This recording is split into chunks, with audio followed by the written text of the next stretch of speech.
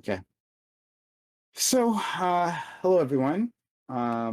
This is the All Black Everything Roundtable, which we have here on Thursdays 8 p.m. Eastern. If you're watching on YouTube, please subscribe if you haven't done so already, and like and comment, and comment about all this great guests and how excited you are if you're watching this. I'm pretty excited actually. So I'm going to start by introducing everyone. First, we will start out with A for Andre. We My have not man. seen this person in forever. And we're seeing less of other people. Okay. We haven't seen this person in forever. And we missed them and we're so excited to have them around. How you doing, Andre? I missed you, man. I haven't been on a show in a long time. I try to hop in every once in a while when somebody's talking about meat or guns, but I love you and I'm happy to be back in your space. I hope things have been well. You've been raiding a lot, which is much appreciated. You're an absolute legend. Huge shout out to Prime. Hit him with your Twitch Prime. I don't know if I'm supposed to talk about myself, but I'm a nobody, and I'm just here to be Prime's sidekick. Really, I'm here to hold this cape, bro. That's all it is. Nobody. Lies and deceit right there. Um, yeah, Andre is a legend in this space. And we're just so happy that he's taking just a bit of time out of his very busy day to hang out with us. Thank you. Thank Um, you. Next, we have a new person, Shark 30. I'm not exactly sure how to pronounce your name, but if you can introduce yourself to me in the audience. Yeah. Sure. Hey, well, my name is Shark 300. It's the word shark, the number 3, the letter on the word 0. I know it's difficult. I made it when I was 13, so don't hate on it too bad, okay? Because you'll be bullying, and that's against TOS. I started not too long ago. I do like sort of normal like debate bro-y type content. But people say I'm the nicest debate bro, so I guess we'll just see how that goes. Thanks for having me on. I really appreciate it. How you doing? I'm doing great. I'm so excited to have you. So thanks for being around. Thank you. Next, we have Lyra. Lyra, thank you for coming through one last time. And then you know what happens to my family, right? The audience has made it clear, right? Either you're here or there'll be consequences. It'll Lyra, be fine. It'll be who fine. Okay, well, I don't know. They seem pretty serious about those threats. Lyra, who the audience loves, and we all love. We're all thankful to have her around. How are you doing today, friend? I'm doing pretty good. I'm like all relaxed. I'm like no longer sick. Everything's fine. I'm kind of sad that this is my last week of streaming. So I'm kind of sad that it's coming to an end, but I'll be back in 2 months. So I'm just excited to come back already. But, thank you for inviting me. And, I get to meet new people today. And hi. And I get to be on another panel with Empress. I'm so happy. I missed Empress. Theoretically, you can. We miss Empress too. Yeah, we're all missing Empress. I mean, like, I'm missing my cam right now. Hopefully, I can get this working soon. Okay. I hear a specter speaking to me. It's almost as if she's still here with us, but I Yeah. can't see her. No. Is that the All right. sound of God? Okay. Next, we have Chris Cosmo, who is no stranger to the open panels. Stopping by here on All Black Everything. How you doing, Chris? I'm doing good. Thank you for having me back on. This is always fun. This is the best panel on Twitch by bar none. So I'm glad to be back on here. My name is Chris Cosmo. It's with Zero. I do art. Should show on my screen right here. That's a little sample slideshow here. If you want to do some talk some art with me, get some commissions done, hit my DMs. I'm always here. Oh, and I'm like 5 followers away from reaching affiliate. So go follow me. Um, you know, hit my channel. I'll type in my chat so that people can. Yes, see I'll it. do that. But yeah, thanks for having me again. I love Yeah. all these people here. Yeah. Okay, great. And let's see if we can get them to affiliate. Just 5 more people. As soon as they type in our chat, then we can shout them out and all that stuff. And let's see if we can get Chris, who's been a great member of the community, to affiliate. We can. I know we can make that happen. All right. Next, Pyro Tyrant friend. Thank you for coming through. We were here before last week, and you've taken more time out of your very your day to be with us, and we thank you for that. How you doing, buddy? Oh, I'm doing good. Thanks for having me, Prime. You know, I'm gonna pimp my shit for a little bit. The normal shtick. You know me. I say I'm gonna stream. I never do. I wake up for Prime's panels. Sometimes I watch them. You know, glad to be here. Thank you for inviting me. I hope we have a good panel. I like some of the topics. Okay, great. All right. Next, a VIP here. His name, Mr. Fanatic, back at it. Fanatic, thank you for coming through. Once again, how you doing today? Today is going pretty well. I had a really lengthy stream. We kind of went over last All Black Everything. We didn't get much into it because the conversation kept getting interrupted by the chat, but it was a good time. Spent a lot of time with a good friend of mine.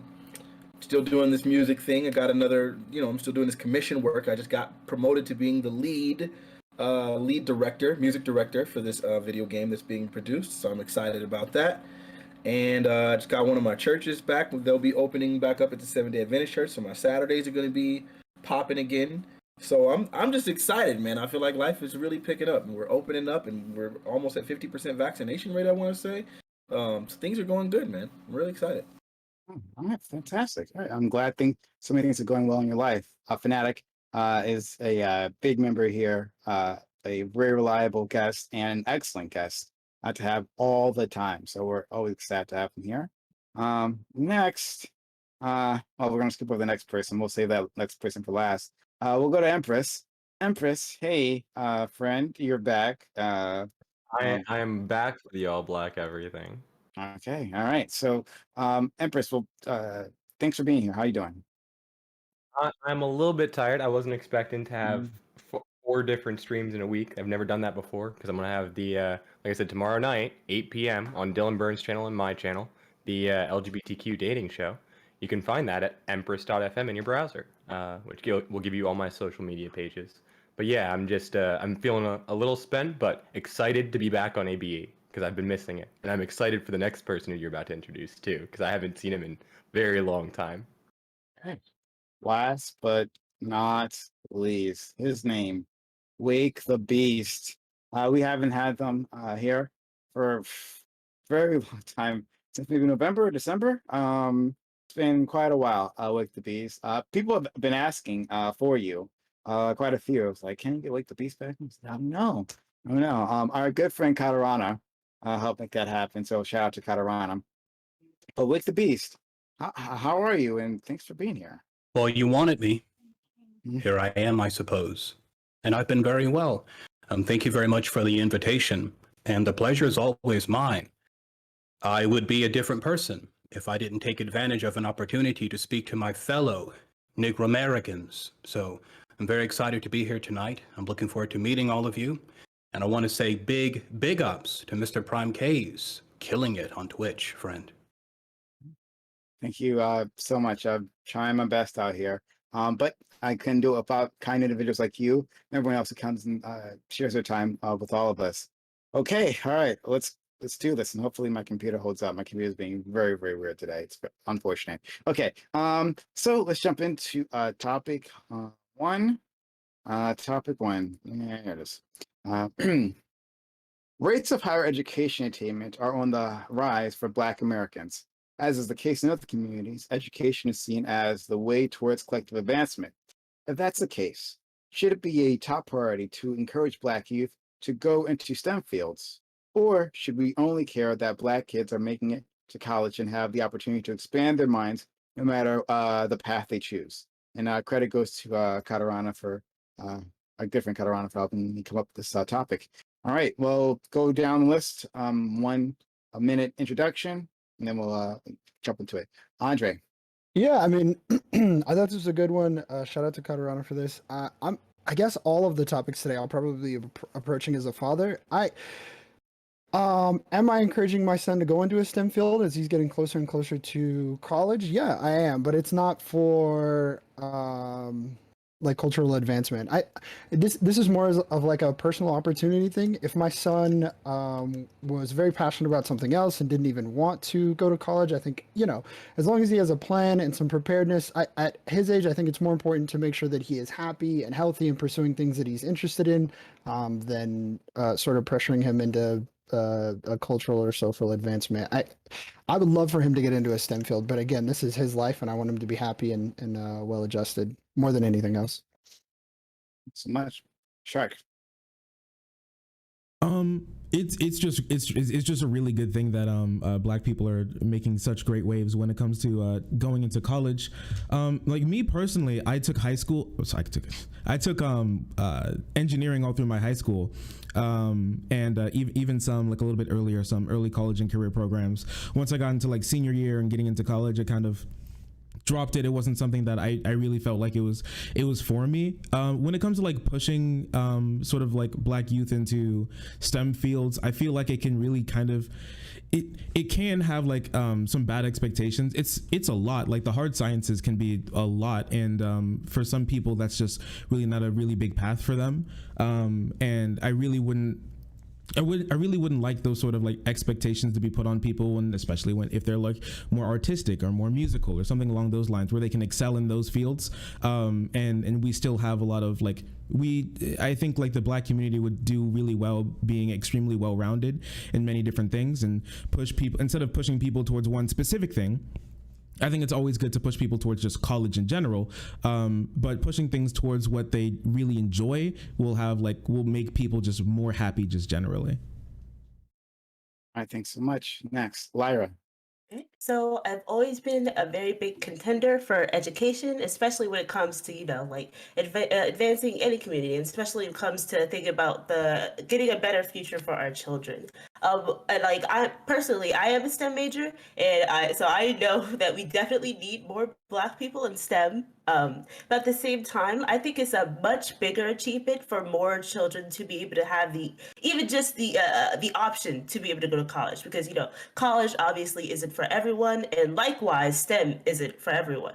But at the very least, I don't ever want there to be a case where any kid who wants to go to college can't because they can't afford it, or because they have to work to support their family. And like those cases are sad. So I think it's a much greater achievement to make sure more and more people have the option to go to college and choose whatever major they please. And when it comes to like, should we be pushing more of them towards STEM? Well, we should be like, encouraging them to go into everything.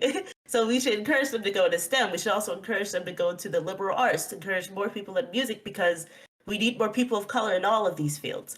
But I think just allowing more people the opportunity to go to college in general is to be applauded. And then, and like as Andre and Shark said, I think we'll make a lot of people more happier if we just encourage them to do whatever makes them happy. Because every field needs more people of color and more Black people. Taking the sunshine take. All right, I like it. Let's go to Chris. Yeah, Lyra said a lot of what I was gonna say. So yeah, more opportunity, more encouragement, and more introduction to a lot of these fields, because a lot of kids grow up not being introduced to a lot of these things, right? And so you don't know what you'll be interested in if you never come across it. For me, I took a lot of I was like a Shark. I was in a lot of tech stuff when I was in high school. Did a lot of art stuff too. I had a lot of time because I had barely any friends. So like I was in robotics club. I was in engineering and all that stuff. I didn't necessarily go into that when I went to college, but the opportunity and the introduction to it still like led me to still want to build computers and stuff. I'm a big tech person, but we need more people in a lot of these fields. Hey, pause right there. All right, so my computer is just like shitting the bed right now. It's really unfortunate that's happening. So what I'm going to do is I'm going to restart the stream, okay? So everyone stick around. It's going to take me a minute or two, right? Stick around. I will be back. This is quite unfortunate right now in terms of the stream quality. All right, so everyone chill there. Be right back. And we'll continue, all right? So doing this, click in here, ending that. Sometimes it helps if you reset your whole computer too. Yeah, I'm gonna reset. Is he gone? All right, Yeah, the he's stream's gone. ours, everyone. Finally, So, so This is how our about stream those now. sports teams? I love sports. It's my favorite sport. Not the ball Sport ones. ball. I don't like ball sports. True. not sport ball. Hey everyone, welcome back to the All Black Everything panel. This is your host, Empress, as always. As always. Oh God. Absolutely nothing's different this time. You know, this is always the case. Listen, quick. While he's gone, let's hash out all of our disagreements and make this the most civil panel ever. Wake the Beast. I don't agree with anything you say, but I love the way you say it. Let's hash it out. Shit hap- Let's hash it out, dude. Hash it out right now. Man, I think that conversation. I don't know. I feel like there's quite a few topics that we could actually talk about on the low. I mean, I think it would be even really hot if when Prime came back, if we were all yelling at the top of our lungs, and he was just wondering. He's like, whoa. I was gone. Save the content for the cameras, I guys. missed all my content. He'll be so pissed. He'll be so Let's, mad. let's start some drama right quick, okay? He's so bad. If I just Listen, if we're starting some drama, I know the perfect topic. I 100% believe that Mr. Fanatic has the best haircut of anyone here. What the fuck? oh, See, joke's on you. I don't cut my hair, okay? Ooh. I haven't cut my hair in, I haven't cut my hair since before, it was either just before or just after the 2016 election. My Oh, goodness. so long. cut the sides. Damn. And even My then, spicy it take- was still like pretty long at that point, so. My I hair's do been have to cutting confess itself something for to you years. guys. I actually Okay. identify as white, and I just snuck onto this panel. Mm. You know, I'm that's a hot surprised. take. Like, I would love to talk about that on panel. You No, know, we won't. like, Don't I worry was about it. wanted to People- talk to a dark-skinned white man. Thank you. It's the Crazy. reverse You know, it's the reverse I'll say vitiligo, you can isn't have it? a pass. I'm like Darkshine You from can- One Punch Man. You can have the pad. You can have like half of the pass. Oh, look, okay. I can say like NIG, but the rest of it is just completely cut off. Yeah, the rest of it's censored out. So do that Look, what you will. you can say it, but only in private with Destiny, okay? Oh, only with Destiny? Okay. I'll get a Only lot with of use out of Destiny it. in private. In private. You gotta make sure it's Privacy no private vote. first. Always the D word. Forget the Yeah, N because word. then What it about doesn't the do any D harm, word? right? That's stinky. You know, you do Whereas know when if we I say his name enough Destiny on the stream, times. it just destroys his it'll, like, entire appear. argument. Ooh! If we say his name enough on stream, he'll just appear in It's the like I mean, panel. like, that's low-key the hope. No, like it's not his name. You just have to say like the N-word debate 3 times. Like just go through it. No. Like you gotta go through the full debate 3 times, and then he's like, "Someone summoned me. Now tell me news why challenger again." approaches. You just Well, say why that can't white communism is people when the say government it? does stuff, and then Destiny will appear with a counter argument as to why you're wrong. Destiny has entered the chat. As much as I don't want to be on a panel with him, it would be cool to have the all black everything featured Destiny. It's Destiny. No, All no. of everything plus Destiny. It looks bad for Listen, us, right? You audience, got. okay? I know y'all are watching, you DGGers out there, all right? I No. know y'all are saying, oh, these people are like talking down Destiny right now. Destiny is Destiny. Get him. Do Listen, no, don't get them, okay? Like, I have a nice job I care about. Like, I'm starting a savings account. Like, I got things to live for, okay? I really don't. like my You Twitter you account so tell me far. that Destiny would ruin your credit? Yes, Destiny This is would. when a white man moves into our neighborhood? Yes, Destiny would ruin my credit. Destiny will be the sole reason I will not get an apartment. Destiny is going to destroy the property value of this stream, okay? Exactly. Destiny's gonna come in here, and my employer's gonna be like, I don't know. It took like 8 black people to argue against one, like, under average height Apparently white this happened person. last week. Oh, hang on, Wait, now. did he Andre. go into last week's What's ABE? Cuban? Andre, well, what's your main reason for Oh, not I wanting? was joking. I didn't even know Yeah, it was what a up? thing. Fanatic, Oh. would you say what's my main reason for not wanting Destiny on? Yeah, no, not for not wanting him on here, but you said as much as you don't want to be on a panel with Destiny. How come? I think it's probably the horde that follows him. I literally stopped doing my panel because Destiny came on and he got called like a white racist fuck, and then he called and like a black pit. That drama, man, it just didn't work out. And what followed it for months, and everybody was like, "Yo, you had 3,000 viewers. You're so lucky." Like I had 3,000 viewers yesterday without Destiny. I don't need that. I don't need that in my life at all. So For I'm sure. cool. Like, But it's BGG, bro. Like, come on, you I've made it. become kind of Look, interested the in. only Destiny is Weebs to me. Okay, I've that's been, the I've only Destiny become, I'll talk I've to. been sort of interested in the new Destiny, Vosh, the 2021. I don't know Vosh either, but like, the Yeah, that's other white white guy. destiny. But I heard he was doing good things. I heard he was doing, I don't know if you'd call it mutual aid. I guess it's just charity work for Palestine. So that's tight as Destiny fuck. who But actually said the N word. I don't know. Do you guys know Vosh? Would you? Yeah, I spoke to Vosh on that stream. It was really cool. Yeah. I so like you'd- I liked Vosh for a long time, and then one day I happened to go on his stream, and he was kind of discussing the George Floyd trial and like how that Mhm. turned out, and it bothered me because he had made like a statement, like one, when the verdict happened, like he's on his stream and he's like tells his stream, he's like, we did this, and he's like circling to himself in his stream, and it's like, what? And then he says, and it's going to be glorious because I'm going to be able to debate Republicans and right-leaning people for X amount of time, like for over this. And it was just like, it at that moment it kind of occurred to me that it's like, man, this I guess for them, Mhm. it's more of like a political game, not a game. It's Uh, their you platform. don't wait, Mr. Fanatic. Are you saying you don't like being the show pony they trot out every time like we do something they like? Is that what you're saying? Yeah, not even a little bit. I'm not gonna lie. I was really happy to say convicted murderer Derek Chauvin when I saw a Republican the next time. Listen, I was ain't nothing happy. gonna I was change the feeling, that listen. beautiful feeling. I was a cynic throughout that entire thing, and then like it said like, damn, 3 counts, like fucking 3rd degree, and I was like, well, fuck me. I owe several people $20. I guess this is an interesting conversation for later, Fanatic, about sort of claiming like a victory. But I'd love to talk about it maybe after the podcast if you're on. Okay, yeah. So let's jump back into it. So let me just reintroduce the topic. And we'll do this. I'll like quickly reintroduce, like say everyone's names again. I'll reintroduce the topic, and we'll just like jump into it. Just all right. Hey everyone, All Black Everything Roundtable.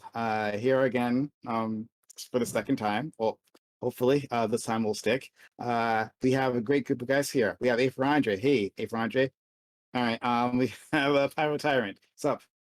All right. We have Shark 30 Shark. Hi.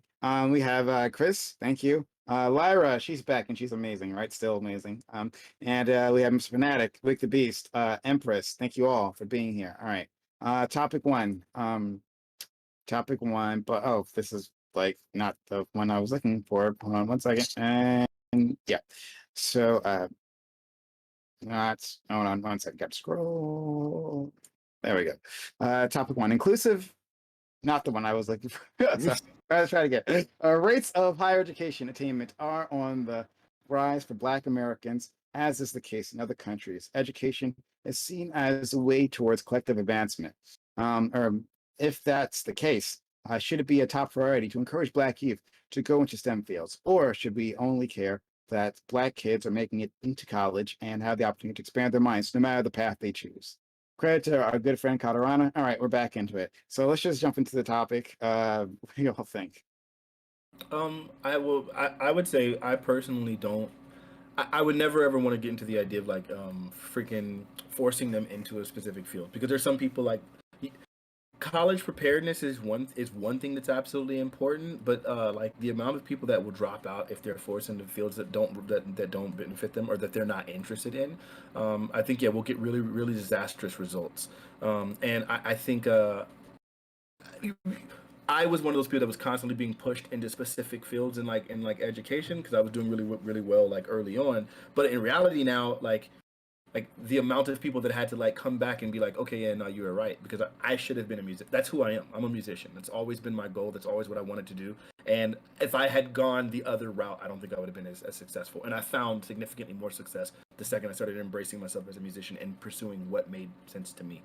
I think just pushing everyone in a given field. Yes, I think we need more black kids and stuff in STEM. So pushing those who would be interested, who might whatever, showing them that it's a viable path, I think is good. But like just trying to like pigeonhole them into that, it's just going to be it'll be crazily disastrous. Yeah, college should be a passion. Like you should go in for what you're passionate about. That's the only way you're gonna make it through.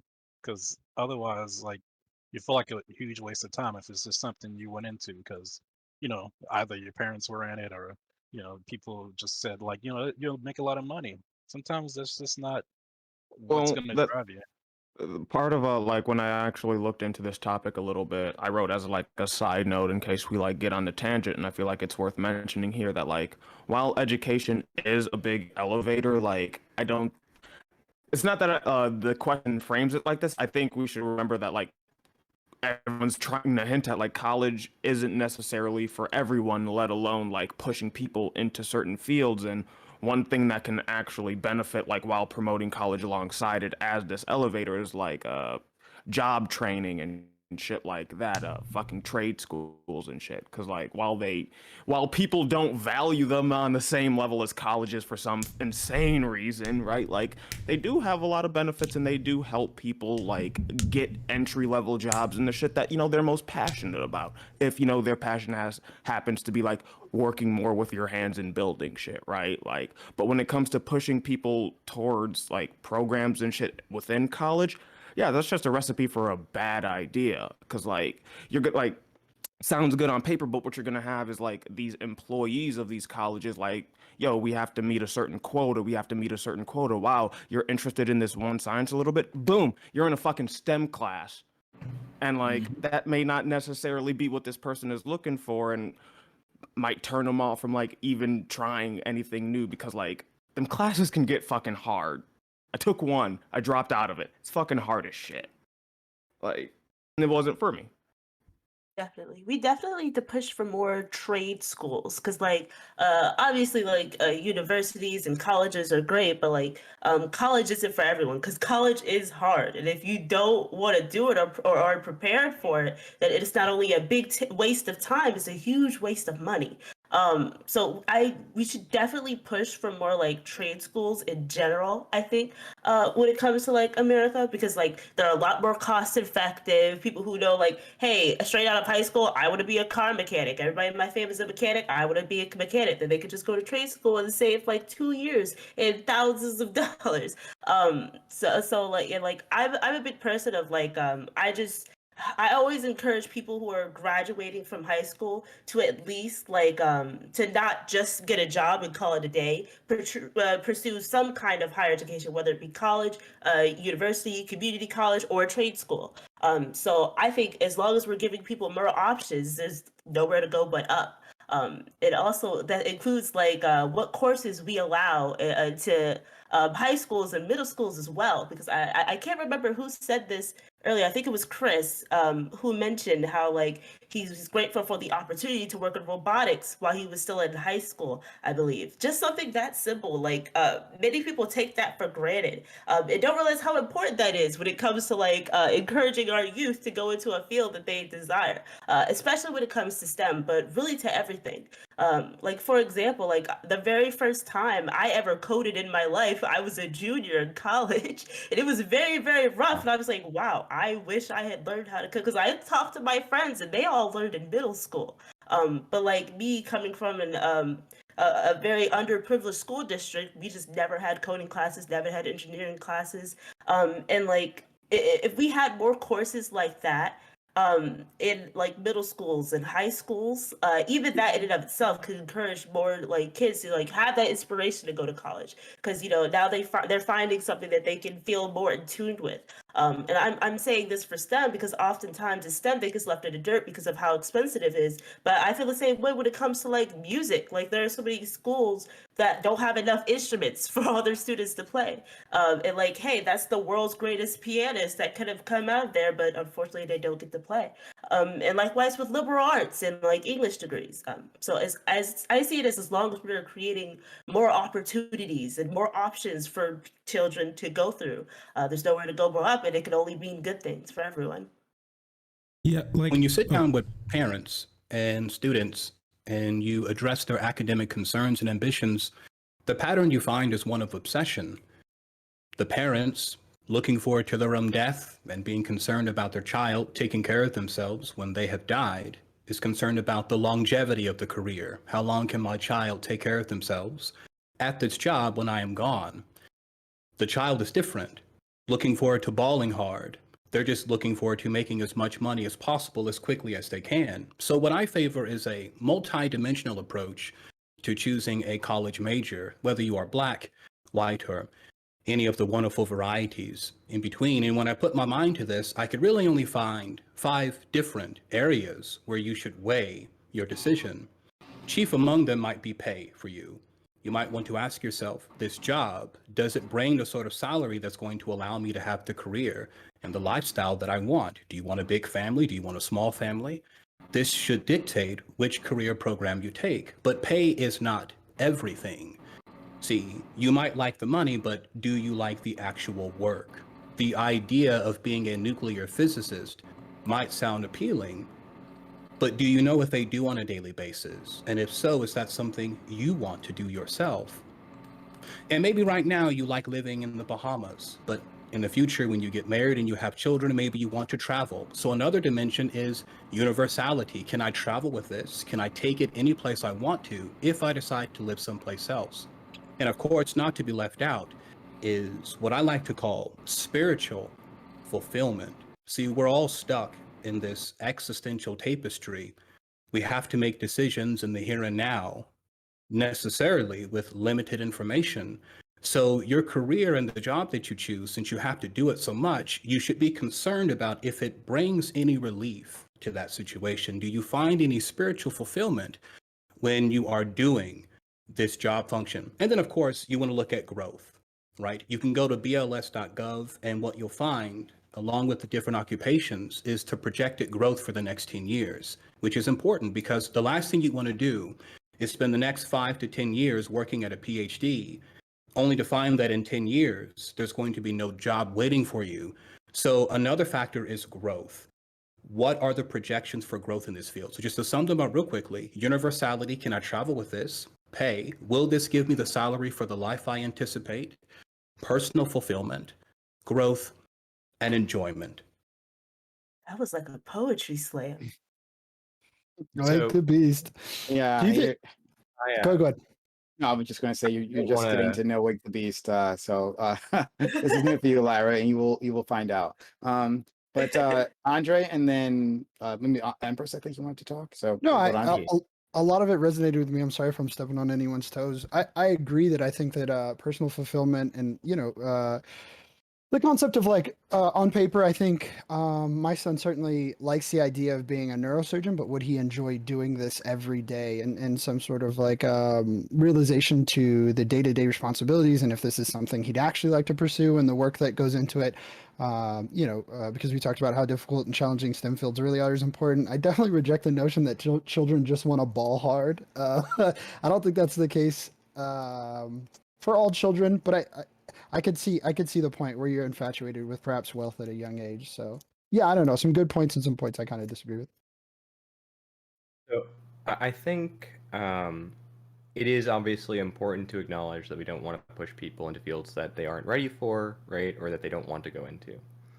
However, it seems kind of like this is kind of the same responses that you hear, right, when you hear white people talking about, not just white people, also some conservatives as well, talking about why are we not seeing higher representation of X demographic in these fields, be that women, be that LGBTQ individuals, be that people of color, right? And the reality is unfortunately very solemn, right? Which is that we have a situation where a number of systemic factors, right? A, push people away from majoring in these fields. B, depress their performance in university and at work when they are in these fields, right? C, systemically get paid less when they go into these fields. And D, are often subject to both systemic issues of, be it racism, sexism, homophobia, transphobia, etc. in the workplace, and just casual racism in the workplace. I've had instances during, like, as someone who is a published research author in a STEM field, right? I'm published in computer engineering, specifically around privacy design, right? And I've had comp sci classes, STEM classes, political science classes where there are more kids named David than there are women and people of color combined, right? Like this highlights a little bit of an issue here, right? And why is it, right, that we see very often there is a high level of dropping out of students of color and women from STEM fields? Is it just because we're too dumb to succeed in these fields? I don't think so, right? And at my university in particular, we see that this pattern, though more pronounced in STEM fields, is apparent across the board in higher education, right? Black students tend to perform worse than their peers on average, as do Hispanic students. There are very few Black and Hispanic students that are doing better than their white peers, right? So this doesn't just happen because oh well, they're just worse students, right? We know that factors like GPA are highly impacted by things like income, right? They're highly impacted by preparedness programs, what you had access to in your youth, what kinds of programs you were going through, right? So I am really happy that we're talking about, prioritizing the kinds of fields that people want to go into, looking at that kind of individualism, not forcing people into fields, because unfortunately that happens to women all the time, right? That we get shoehorned into, fields that are considered more domestic or feminine. So definitely not what I'm looking for here, but at the same time, right? It's not just that people aren't going to these fields because they don't want to, right? I think that's really important to acknowledge here. Yeah, like Well, one of the articles I read on this hits that point exactly. And I'm posting it in chat now, but it's like one of the reasons a lot of Black people aren't going into these fields is because there's a lot of stereotypes, and some of the people in these fields can't shake these stereotypes, and they don't feel like they actually belong because of the actions of their coworkers, and that's probably a really big answer. Why don't Black people consider this an option? Well, there seems to be a gate in the actions of the people who already dominated. You don't belong here, and if you get in here, we're gonna treat you a certain way, and it turns people off. Yeah, Like not the just number that of though. times I've had conversations with people in my field, weirdly enough, about how I get my hair like that is grossly uncomfortable. Yeah, I was I'm gonna say I not don't, just I That that. I don't, touch it and stuff like that. Like I shouldn't be yeah, hearing this from colleagues. I'm sorry. I don't know about anyone else here, but I don't really like working in a place where I'm just going to feel uncomfortable every single day for something I can't control. I've been in fine arts. I'd like to say something about my fellow Negro Americans. When we think about I the love you academic so much. achievements of Negroes in America, we've witnessed something akin to a modern miracle, haven't we? Look at 1940, only 7% of Black Americans were graduating from high school. Now, what are those rates? 88%. This is only 2% points less than the national average of 90%. So what do we have? We have a people who were enslaved beginning in the 17th century for over 200 years, who endured another 100 years of Jim Crow segregation, but yet despite this have been able to catch up with the national average in less than 100 years.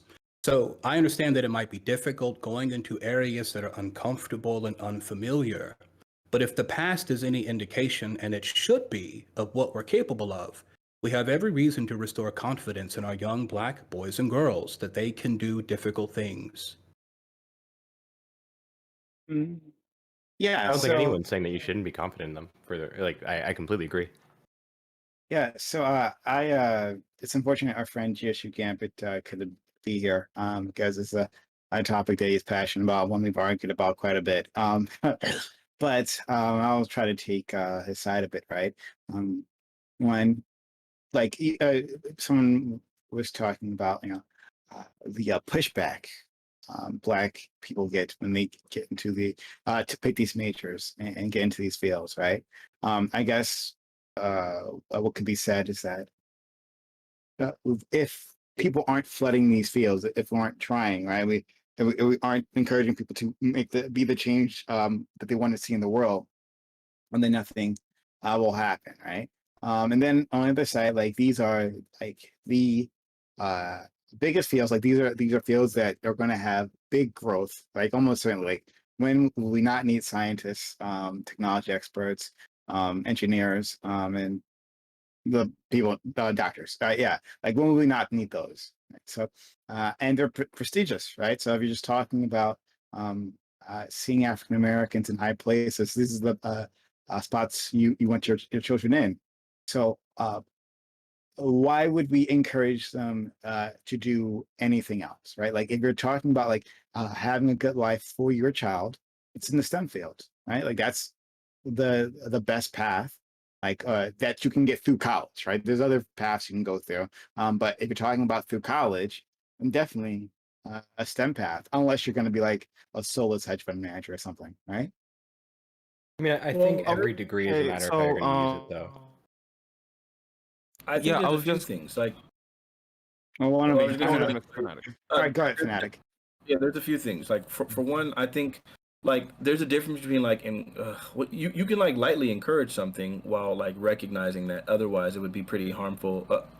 You can lightly encourage something without like forcing them into like specific positions, making sure that they have options to not do this thing that you're talking about. Otherwise, you run the risk of like literally putting them in something that's not a good fit for them, and those results are almost always disastrous.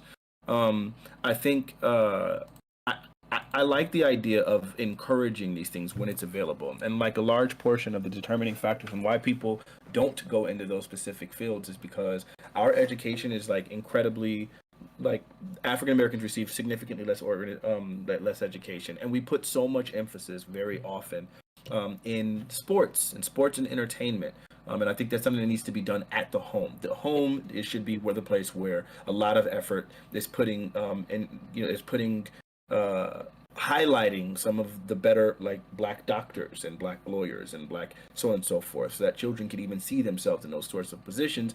And then when you have a child that has the capability and has the goods, you can encourage those things. I mean, getting specific like engineering sets as toys for children and things like that, you can encourage these things. Like I don't think anyone here is arguing that you shouldn't encourage your children to do it necessarily, but I think that we do need to be realistic about what children can do. I would say more so than encouraging kids to get into STEM, I think it's more encouraging or more important to discourage kids from wasting a lot of money on a degree on underwater basket weaving or whatever the hell else that's like not going to Is that actually a program? Is that like a real thing? No, it's not. It's just my favorite. But like a lot of times it's like, oh, I'm gonna go and do my undergrad in or whatever. People do ridiculous stuff, religious studies, right? And it's like, I don't know how you're gonna make that work for you, right? Like I don't know how it's a lot of times you can run into some serious problems trying to find employment after that. Some places will hire you just because you have a degree, but it's not going to be like the highest paying, right? So ultimately, I would say discouraging from bad degrees more so than encouraging for specifically STEM. Well, the point I was gonna make to that is like the first half of what Mr. Fanatic said was on point. Like, while I do agree that like, yeah, they are the change that like we personally want to see in the world right now. I don't know how I feel about like forcing them into these positions, right? Because like I don't want a doctor who's only a doctor because their parents forced them in and they hate it. So like I agree with Fanatic on that point. I don't know like the value of like useless degrees and whatnot. Like I'm not gonna even touch that with it because like I haven't done the research on that, but like I don't want to force people into the positions that they don't want to be in.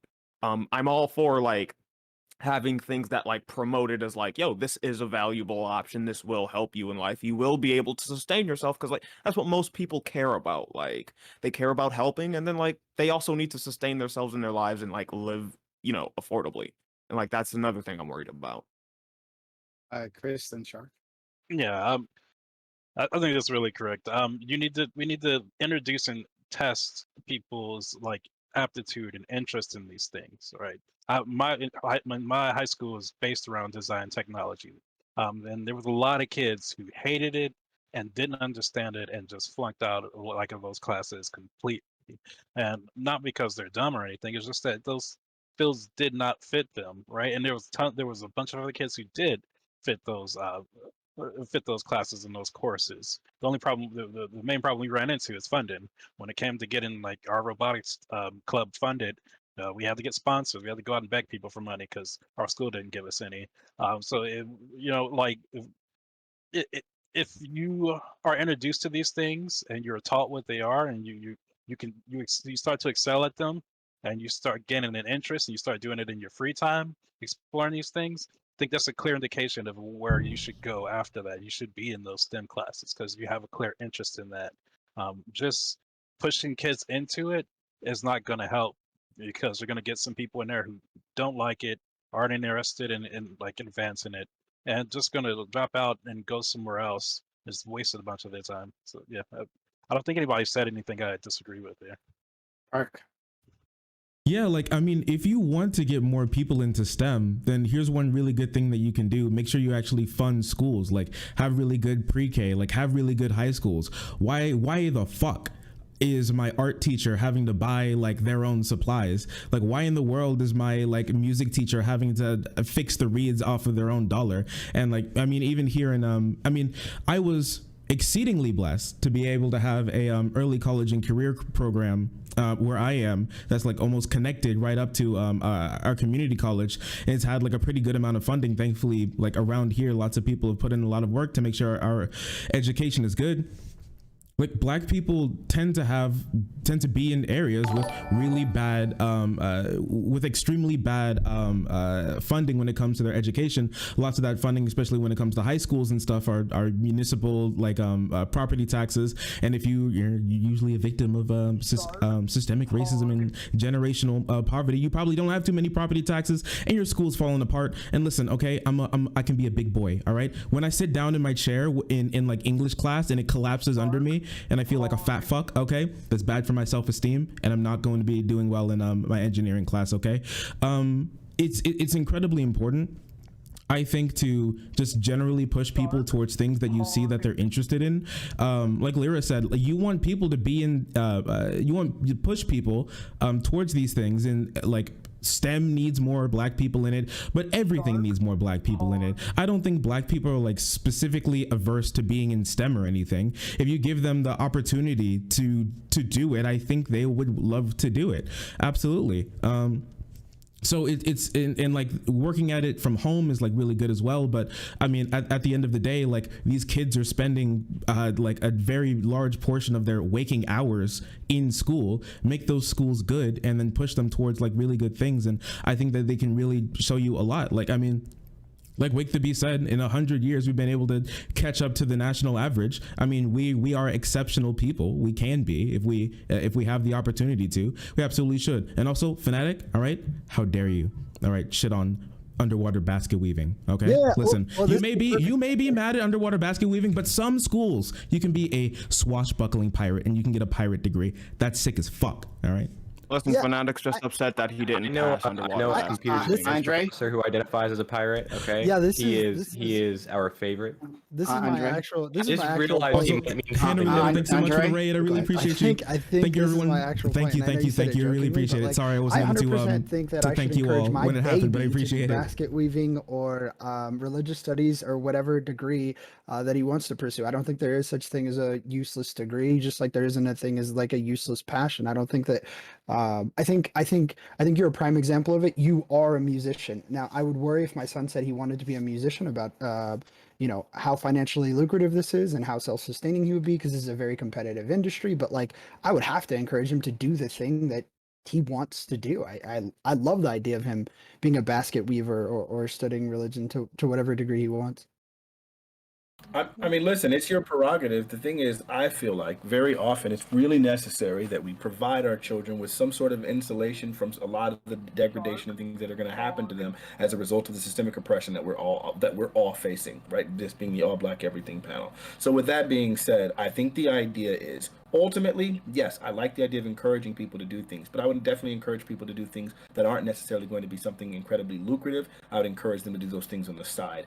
You can be a butterfly collector all you want to, and I would encourage that you do your butterfly collecting for fun. But while you're doing your butterfly collecting for fun, I would absolutely encourage you to do something that's actually going to be viable. Not every degree is financially viable. Sure, When you go to your school, you look at those numbers and they can tell you what those things are. I don't think you should ever discourage children from passions.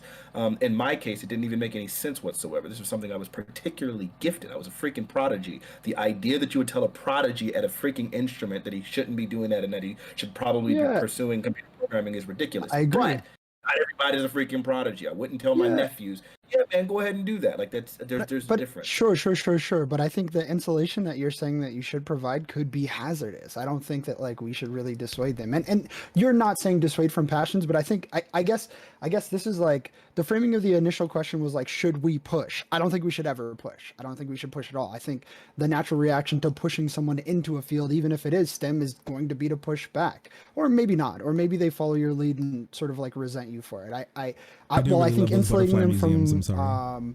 you know, the cruelty of the world, if you're not financially solvent, is important. I think what's more important, if we can, is I don't know, just encourage the fuck out of the things that they are passionate about, even if it is not financially lucrative. I think this is a lesson that you have to learn, and I think this is also something super important for young adults. So if we're talking, and I guess it depends on what age we're discussing, right? But my son's in 16, almost 17. I think this is a time for him to like pursue art and basket weaving and music and religious studies and whatever fields he wants. And then at some point, you know, I would say like years later, if he's still on my couch at like 25, then we can have a conversation about like how he's going to pay for things and gain his independence. But I think young adults, I think we should push straight into the things that they love.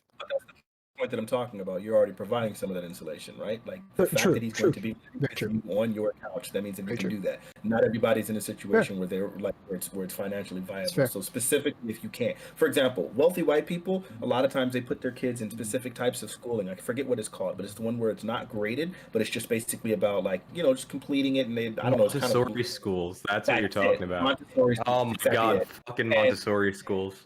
The problem with that is those things might work when you have wealthy Caucasian individuals whose children are going to be inheriting their businesses, and they have like these lucrative wealthy portfolios that they're going to be able to provide their children, and so then the children aren't necessarily going to need to struggle. You don't have to worry about how good you are in school. You don't really need school. Donald Trump's children didn't really need school. And Donald Trump didn't either. That's why he did have to struggle. His dad gave him a small loan of $1 million. But No, my point 400 being, million. 400 million. Yeah. It's a tiny loan of 400. He No, it's said just a tiny loan. he said $1 million. He lied. It was closer to 400 million. Yo, let's Couple not be dollars. uncharitable. It was Yeah, still yeah. it was still a pretty small loan, okay? 400 million, well, a he had to million, pay it like back with interest. He had to pay it back with Why are we interest. talking is that a what man he who did? lives on the That's on another the subject. It's a valid point. It's a valid point. Come on. I'm kidding about that, but my point being is that like ultimately, like when you have that sort of thing, you can do that. I have some siblings who are particularly wealthy, and so then their children, you don't have to put so much pressure on like you gotta go straight to college, even though there's still a lot of pressure there. But in with some of my other siblings, their children was like, yeah, you had better be good in school. You had better do what you got to do because you're not going to be protected. I was in the same situation. My parents were not paying for a penny of my college. They weren't going to pay for anything. I had to get a scholarship. That was the only way I was going to be able to go. There was none of that installation. So I think you just.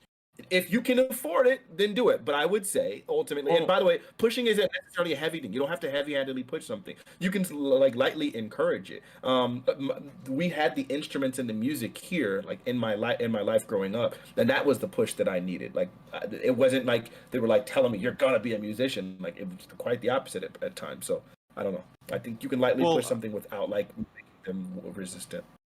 I think we're hitting at like what Wake the Beast was saying earlier, because like if your passion is basket weaving, right? Like let's take that as the example we've been going with, right? I don't necessarily see a reason why you shouldn't be able to do that for like, your career, your job or whatever, but like you need to make sure that that's something you're willing to do every fucking day, something you're willing to put the effort into, right? Like you may love it at first, but what happens when you start this and then like 6 months into it, you're like on your 600th basket of a 700 order and you're like, fuck me, I actually hate this. Right? Like, well, then you've just sunken all that time into it. So, like, I think I see what Mr. Fanatic and Andre are trying to say about, like, you shouldn't, like, push kids away from what they're passionate about, but, like, make sure they know that, the standard options are still there. Because, like, I don't want to see anyone fail because they sink all their time into, like, stuff that doesn't pan out in the future. Yeah, also like black people, lots of them live like closer to the margins. So it's not like black people are just so like predisposed to making bad decisions. Black people make as many like bad decisions as other people. The only difference is when like someone whose family makes $200,000-$400,000 a year, when their kid makes a mistake, they can like bounce right back. When someone makes $27,000 a year, when their kid makes a mistake, they're just gone. So when you just make a mistake, like any mistake, that can like fall apart. When it comes to like whoever like useless degrees, I'm not necessarily sure. But like let's say butterfly collecting, okay? Butterfly collecting, it could be just on its face, could be dumb. But maybe the butterfly collecting moves into something a little bit more, and they could get into like etymology, the study of insects, and that's what really You could pushes work them in into that. museums with butterfly collecting. You absolutely could, or you could be a researcher when it comes to studying insects, especially with climate change being really big. I know there's going to be a lot more open spaces when it comes to insects. They're really vital to our environment, and I love ladybugs. They're really cool looking. If you like Fanatic, like you said, if you want to push people, like the push that you needed to get into your music thing was it being in your life, like having these schools and stuff, like having the tools there for people to, hey, you know, one day maybe you walk into the music room and you press a key on the piano, and that's like what shoots you into the stratosphere of being like a big musician. The people who didn't have that wouldn't. You know, the best musician right now could be like working in some factory job right now because they didn't have the opportunity to actually make those things happen. And one really interesting thing that I saw, a study that I looked at not too long ago, is black parents actually really highly value college when it comes to their kids. They highly value it. As far as I remember, not as much as like Asian and Hispanic parents, but it's like small margins, like within like 10%. But it's actually far more than even like white parents. So it's not even also like the lack of like pushing.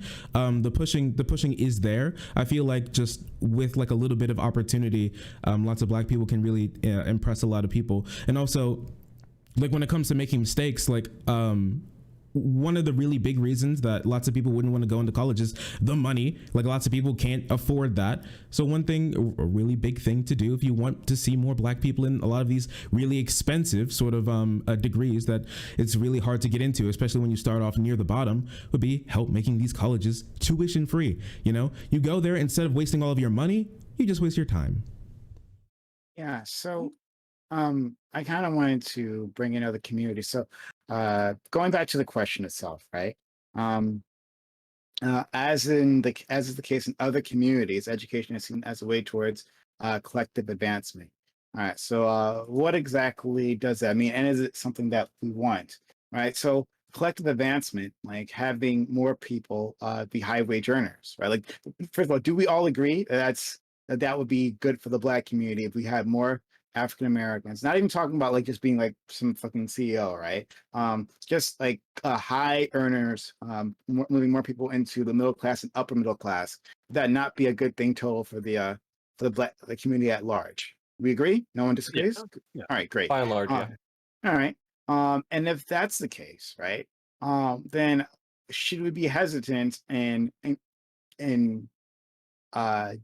discouraging things that are outside of STEM? Right? Let's say you guys don't say maybe not push towards, okay, discourage literally everything else. Because like we see in like South Asian communities, we had someone who was going to be part here who was part of South Asian, unfortunately couldn't join. But we see in South Asian communities, right, a big push to be engineers or doctors, right? Whether the kid wants or not, hey, you're going to do this, right? You're going to do this. I guess you can argue about whether it's healthy or not, but you can see that their communities just are more wealthy, right? They're in a position to pass on more to their children because like once they grow up, because they have more money, they chose the right path in this capitalist society. So why shouldn't we do the exact same thing? Why wouldn't that be better off in the long run? And maybe at some point where Black people do have a lot of generational wealth to pass on, then you can do whatever you want. But at this point where we are at collectively would not be best. We just pushed.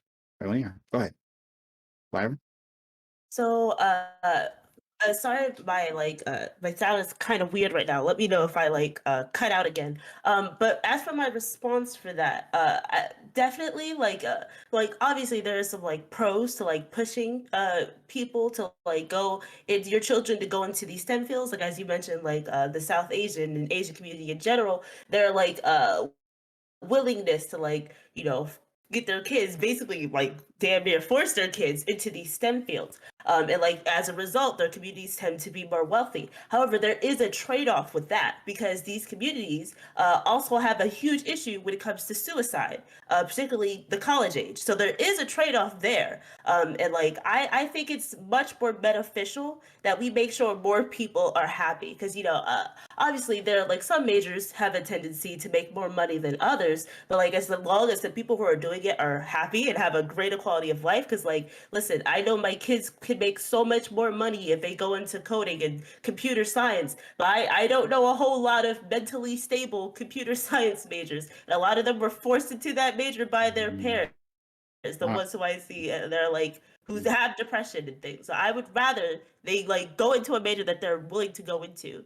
Because I mean, if you force everyone, then you're gonna get a big issue with suicide and mental health. So I think it's a much better trade-off to just want your kids to do something that makes them happy. Because and like my kids they don't have to be the richest to be happy.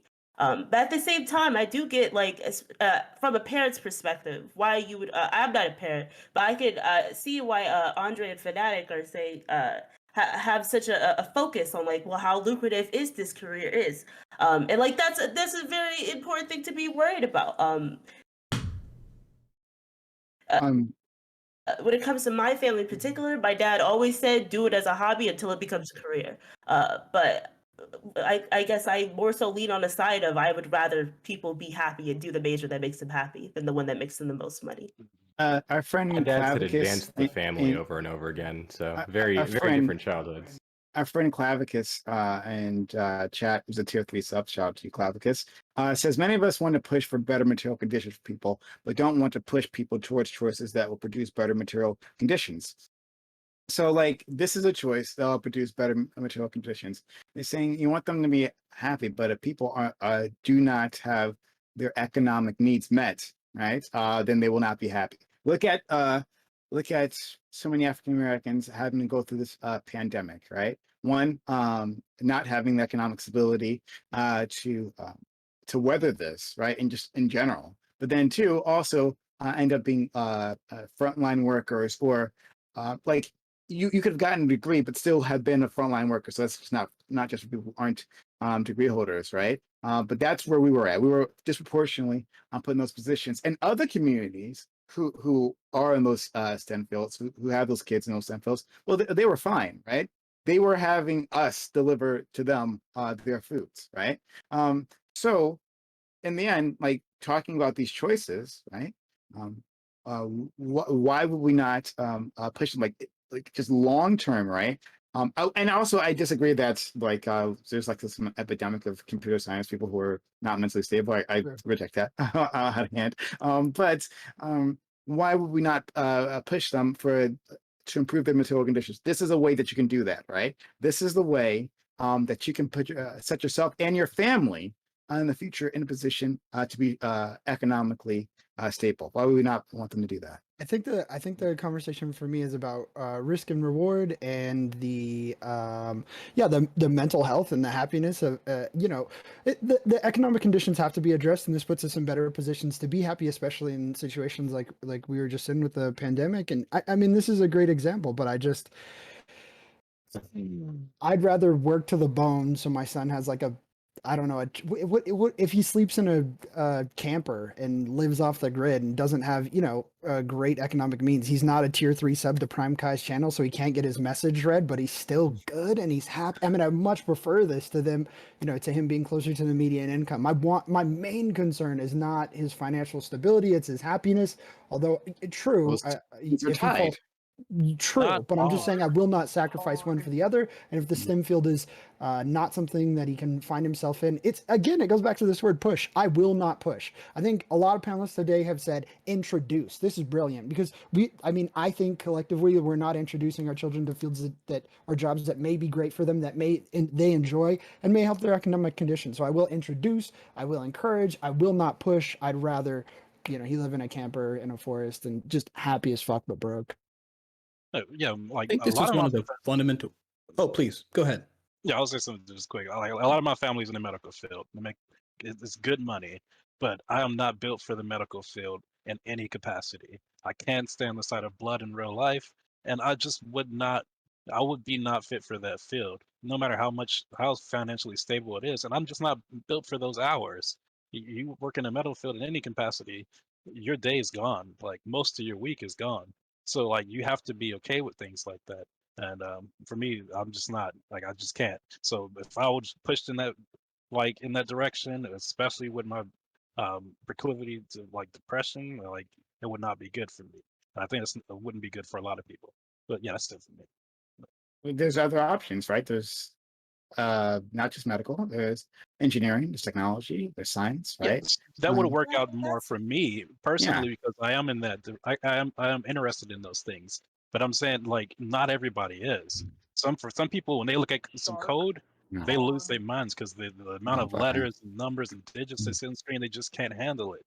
And some people they love it. So it's up to the individual. Let's go to Wake the Beast. Yes, this is one of the fundamental differences between, I guess you could say, Western culture and the culture of the Far East is the level of influence the parent has when it comes to choosing the romantic partner or the career path of their child. In America, we value individual liberty over collective progress. It's the individual. Thank you everyone for following. I can't shout people out right now. We're in the middle of a panel, but I thank you so much for following and joining and watching it. I really, honestly, thank you. How much you all really feel that that's the best course of action. I'm going to say that we've already had a generation of this, of boundless freedom, of allowing children to choose what they wanted to do. And what has this produced? This has produced the mom's basement generation. Millennials are more likely than any generation before them to live at home with their parents. So because we allow children to do what they want, they chose to do nothing. They chose to stay at home and live in the basement. Because we are Yeah, that allowed has nothing to do with maximum the 2008 latitude financial in crisis. choosing our romantic partners, we choose not to get married and we have no children. So I'm going to say, for the sake of argument, what if we did that? What if we just became like a leg brace to this generation and gave them that sort of pressure to produce those results? And when I think about that analogy of a leg brace, I'm reminded of the father of Elizabeth II, the current monarch of England. Her father was never meant to be king. He only became king because his brother left the throne to marry an American woman. But when he was a child, his father forced him to wear leg braces. He didn't need them, but his father himself was knock-kneed, so he imagined his child would be too. He didn't need them, but he wore them anyway. And despite that pressure, when he became a man, his legs were incredibly straight. So why not? Like those leg braces, put that uncomfortable pressure on our children to create that future progress. Well, there's a few things I want to say. For one, we didn't have like a generation of freedom to do whatever we wanted, to make our own choices. A lot of our choices are still influenced by a lot of the systemic oppression and things that are still very rampant. Like the stuff that we've been dealing with, it's not that long ago. I mean, we say we had one generation of doing that, and the generation above me, my mother's generation, was still alive when the Civil Rights Act was passed. The crack epidemic happened in the 80s. That absolutely impacted my father. I would think that even the crime bill of the 90s impacted a lot of my family, because of course poverty begets crime, and then crime is directly affected by that crime bill. And so I think the idea that we've just had a generation that's able to just do whatever the freak they want to do, I don't think that that's true whatsoever. And furthermore, I would say that like in a lot of these other cultures, I think as Lyra kind of pointed out, there is like a generation of like a pretty big suicide problem. We look in cultures, very traditional cultures like Japan, where they're having a marriage crisis, they're having a fertility crisis. these things are a suicide crisis. So the Their birth problems are rates are still going down. there. Their birth rate is literally at a crisis level. At a It's crisis plummeting. level, it's problematic. They're literally considering opening up citizenship to foreign actors, specifically because like it's a problem. So and then obviously in Korea, where they have these tests, this really large test that has a humongous impact on what you end up doing with your life, and the suicide rate at that age for people who score really low on that test is extremely high.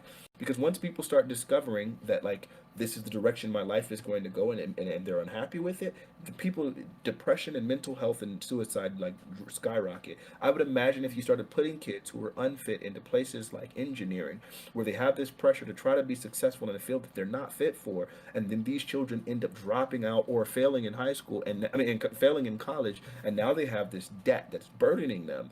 I would imagine that the suicide rate would completely skyrocket. And that, it sounds like it would be a likely outcome considering how unprepared a lot of African American people are for college, specifically because of the fact that our education is just piss poor in comparison, because of obviously some of the things that are happening systemically with our education being determined by municipal whatever. So you get all that. So I would say, like, I like the idea of encouraging. Again, it's always about encouraging. You want something from your children, you emulate that thing from your children. You can demonstrate like a healthy relationship, so your children want to emulate healthy relationships. You can introduce and put a high focus on education at really young ages and have really good rates for success in that area. But again, I think the idea of like trying to take away people's freedom is definitely not a step in the right direction. You will see disastrous results. Freedom does yield better results ultimately.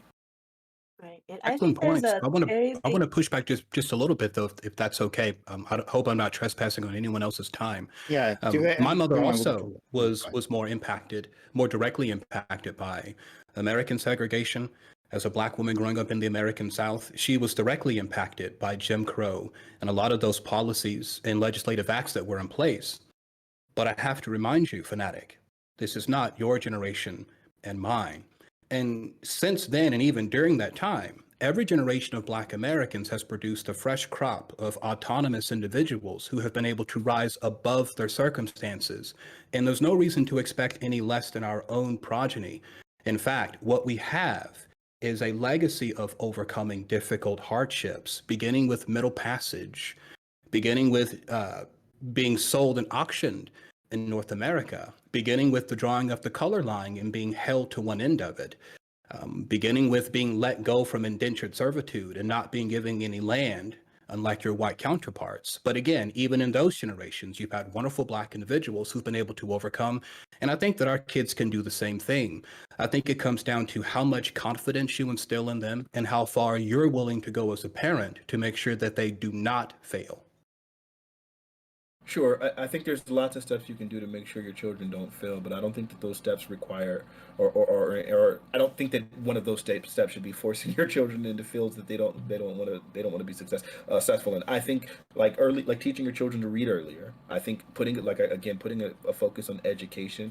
I think maintaining good mental health through whatever resources you have available,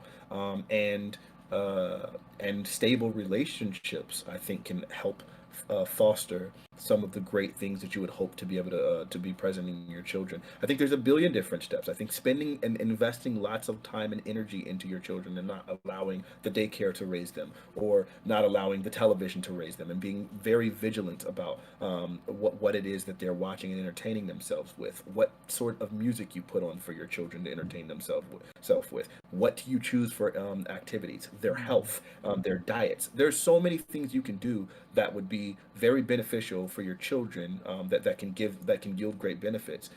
I don't think one of those things is forcing your children into engineering. I think again, we do have a generation of people who are learning a lot about like what's going on in the world, and we have college attendance significantly higher than it has ever been, and I think all of these things are good. I would just again say encouraging positive things is great. Forcing engineering on kids is just awful. I want to push back on this, but first let's go to Live and Chris. Right. So what I would say was like I think there is a very big difference between forcing someone to do something and encouraging them to do something. Whenever you force a child or anyone to go into a field or into college that they don't want to be in, I mean, you're going to be putting a mental health damper on them. That's just how it works, because you're forcing them into something that they don't want to be in, and there's a lot of pressure that comes along with that. Whereas, like, if at the same time, it's like, okay, obviously you want to encourage your child to do something that will like give them money, something that they will be financially stable in, and at the same time happy in. So it's all about achieving that balance. And as for like how to go about achieving that balance when it comes to how and when to encourage your child to do something, I think that only speaks to how important it is to allow for more options, not only when it comes to like giving your child your blessing to choose a major, but with the school system on a high school and middle school level, because it's like, because then they don't have to make choices between these three majors. You don't have to choose between doctor, coding, or music, because like there are so many fields. There's a plethora of fields for children to go into, both in the job market. I mean, fight a job crisis, all that I know, but like there are many things. There's no shortage of passions out there for people to be able to pursue. So I think that only speaks to how important it is to make it so that there are way more options at lower levels of education, so that these children have the opportunity to go and try out, maybe I'll try a little geology like me, maybe I'll try some coding software like GSU, maybe I'll see what liberal arts is like, what classical literature is like, just creating all these options that they can look around and see. And then hopefully, they'll choose a major that they can get that balance of like, hey, I'll be making an amount of money that I'm happy with, and also I'll actually be enjoying what I do. And if halfway through college they decide, hey, I don't like what I'm doing, I remember this one class that I took in high school that I really enjoyed, and then they can fall back to that other major. So I think it all just comes down to, we can solve a lot of issues just by making it clear to our younger generations that they have more options and giving them more options, both when it comes to paying and knowing what to go into and what they do and don't like. Chris.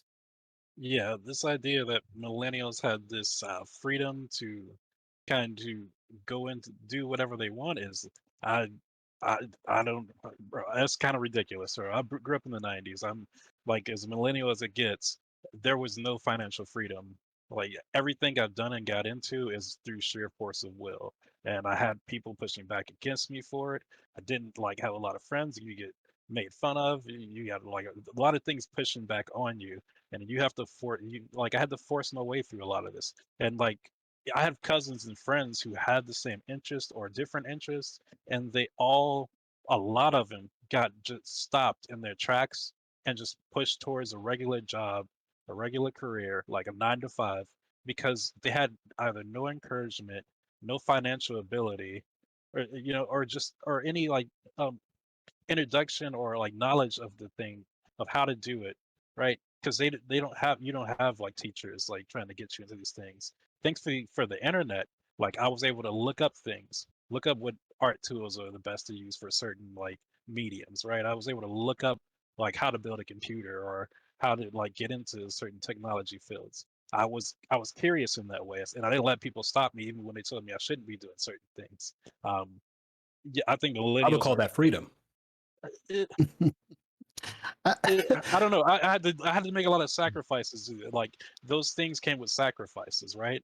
I like sure. I guess you can call that because you're able to do it. I guess you can call that freedom.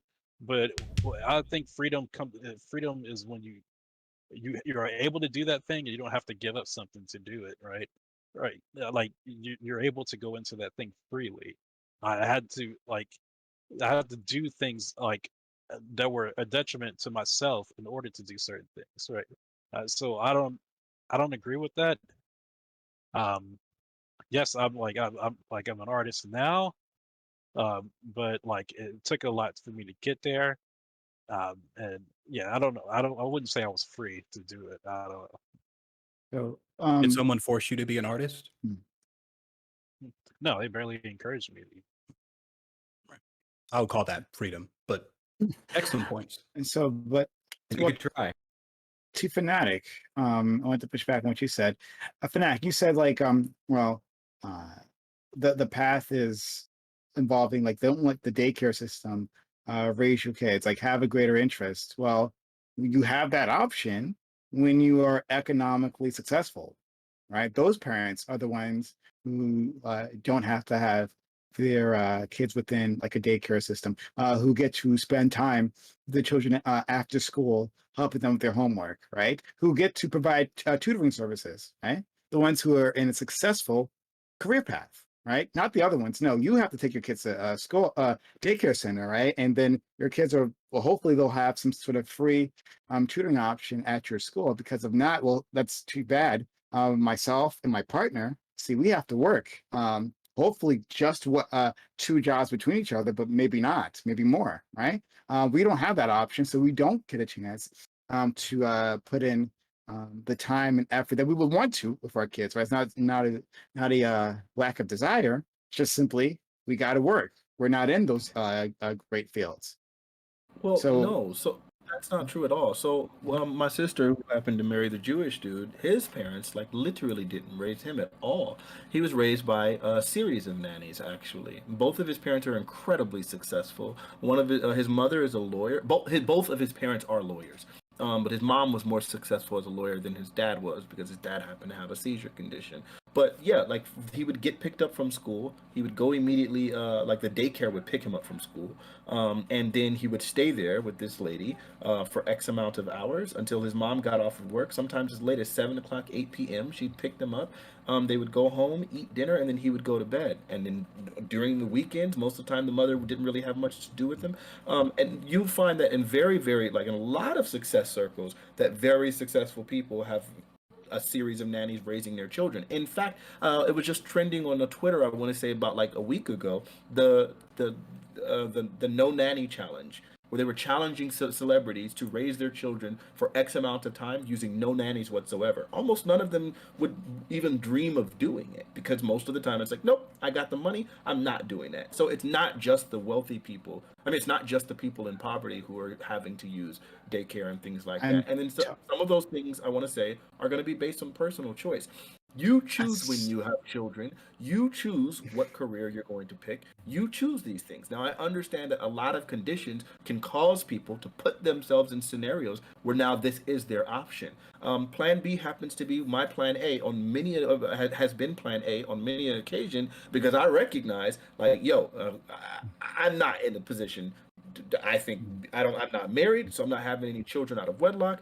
I don't want to put myself in a situation where I can't provide the optimal situation for my children. So in the same sense, I think people can make those choices. Now, once you put yourself into that position where you don't have those options, yeah, you're going to make some awful choices. But again, you have the choice to prevent that from happening in the first place. So okay, all right. So now you're introducing the whole like pull out forehead, whatever. All right. So I'm not gonna go down that path with you. All right. But when you are successful, you have the option, right? If you do not have the will to raise your children yourself, right? You want to pass them off to someone else, well then that it is what it is, right? And that wouldn't have changed if you were poor. Like no matter what career path you're chosen.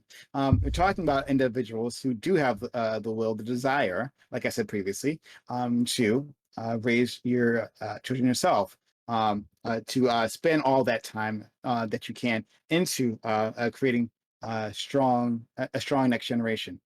But if you don't have that, again, that doesn't matter. But it's not an option if you don't have the economic success, right? Like it's just off the table for you. So yeah, like it's a great anecdote. Yeah, your friend has I don't know, your friend was raised by nannies, but sure, okay, great. But like the point is, we want to give people the options, have that ability, and then more parents will choose that option when they have it. But Okay, how do so they do that? Economic success. And the STEM no, field, right? We're talking about again advancing the community in general. STEM a fields little. are the best way at this point through college to do that. So first off, my mother happened to raise all 7 of us, and she was on welfare for a significant portion of that time. My mother stayed at home. She wasn't out there working a regular job for a humongous portion of that time. She ended up going to school, but she made the choice. She wanted to be a stay-at-home mother. She wanted to be there for her children, and she didn't use the daycare system. You can make those choices. It depends on how you structure your life.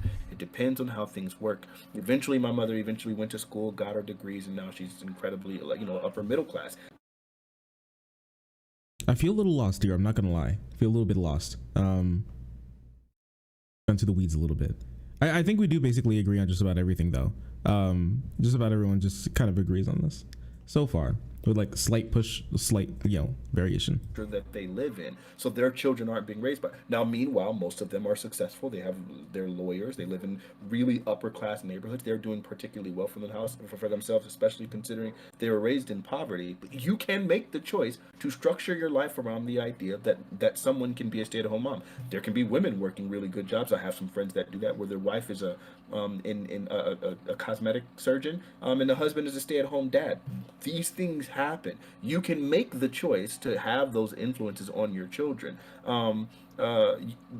I've watched an entire generation of people do that. My mother's generation. It was not just my mother. So yeah, we're meandering like a little bit, but I think Wake the Beast's argument was like a little dubious. I don't like that. The idea that millennials had like all of the chips and they could do basically whatever is just kind of not borne out in any data whatsoever, just because we have the internet. Yeah, you Fanatic, you and I can yell at each other about that later. Very much looking forward to it. All right, moving on. Topic 2. Within the Black community, there has been a lot of discussion about the lack of fathers within our households. This is put forward as a reason for many of the societal ills that we face. But does a child specifically need a man in the house? What about homes with 1 or 2 moms? Are they not equally capable of raising strong children? And do these children specifically need a father figure, quote unquote father figure, or can they simply have other strong male role models in their family or community? And credit goes to Katarana. Shame we didn't have her here. She really wants to talk about this issue. Kat, what's that? Cam, what's that supposed to mean? Go around. A minute-long introduction. So I have Andre. Yeah, I mean, I hate this conversation a little bit. I was raised by my mom. I don't believe it's important. I think what's important when you're young is to have role models and influences, positive examples of what to be and what potential there is. I don't think that that's necessarily important to have like a male figure. I don't think that you even need a male role model. I think that you could have 2 female parents and do exceptionally well. I think that you could have non-gendered parents. I think that you could like this conversation is kind of silly to me. A conversation that I think is important is around support systems and having adults in view that can sort of guide you and show you the way. But this stereotype of like, I don't know, it's insulting, and no, you don't need it. Short answer. Thanks so much. Shark. Usually when we get on the topic of like Black fatherlessness, we're it's kind of a proxy to like other problems, typically, like why the fathers aren't there. Lots of people want to bring up like how, like, some people want to bring up that like Black people are like Black men just don't care about their kids, which is just false for many different reasons. We can get into that, but when it comes to like needing a father figure, I feel like lots of people use this as a proxy to talk about like how Black fathers typically aren't in the house with like the drug epidemic and like crime and everything. That's a thing, but studies have shown we don't need a father necessarily. Actually, gay couples children do better in school and going on further in life than straight couples typically. But the reason why we usually say that is because the Black fathers typically, Black fathers can be like ripped from the home sometimes. But we don't need like a mother and a father. We need 2 parents. And typically that's a heterosexual relationship with like the mom and the dad, and men are typically commit more crimes, so the fathers can't be there. But like 2 men and 2 women can easily raise a kid with like that can be well-rounded, that have more people in their life. Family, friends can be role models. People that they look up to in like media or something can be role models. You don't need specifically a man and a woman. You just need 2, at the very least, parental figures providing income, providing support, providing care.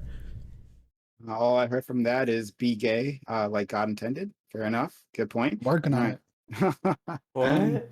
Chris. Yeah, I agree. I don't think straight people. A strong father figure is needed. I believe what's more needed is a strong financial background, family system, and community. How that family system is made up, it really doesn't matter. Some individuals, they need that male role model, but that's not always the case, and sometimes that's always to a detriment to them. My mother, like bless her, she was always looking for that like strong father figure for me, and thank God it wasn't my actual father because I know him, but like I shudder to think of the person I would become if I, submitted to that type of influence. Well, his type of influence, right?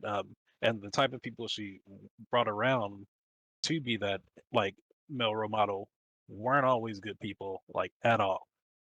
What I needed more was like just good role models in general, and I had those in my teachers and people in my community and like mentors and such. Like I that strong father figure i- is not is not always like a detriment to the child. I I don't know. Yeah, that's all I have to say on it. It's the beast.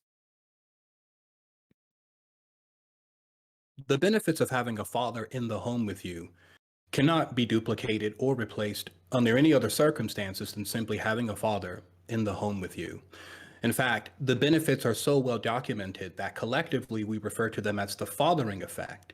And again, this refers to the unique attributes that we see in children, both boys and girls, in their development and reaching those developmental milestones who have active, engaged fathers in the home. And what I mean by an active, engaged father is not just a father who sends gifts or who sends money on occasion, but having those day-to-day interactions with that male role model, more specifically with the father.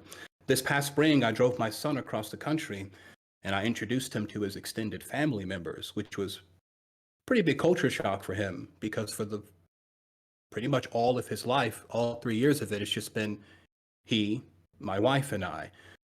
But what I learned was that even if you do have two parents in the home, it's not really just you and your wife raising the child. Everyone in your family pitches in and offers advice and offers direction when appropriate.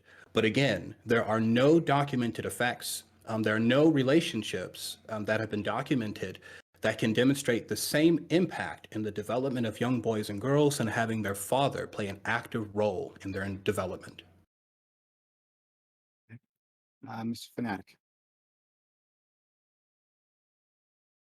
Yeah, I think the idea that like children can just be raised without a father in the home with no harm is just ridiculous. I mean, the data has been there for like for so long, for so many years.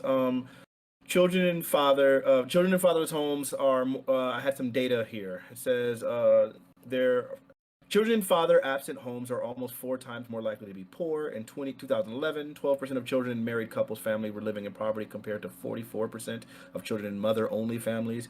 The U.S. Department of Health and Human Services states fatherless children are at a dramatically greater risk of drug and alcohol abuse. There is significantly more drug use among children who do not live with their mother and father. They're more children of single-parent homes are more than twice as likely to commit suicide. But it doesn't just stop there. There's a really huge study done by a guy named Mark Regnerus. He studied the effects of children born in same-sex relationships.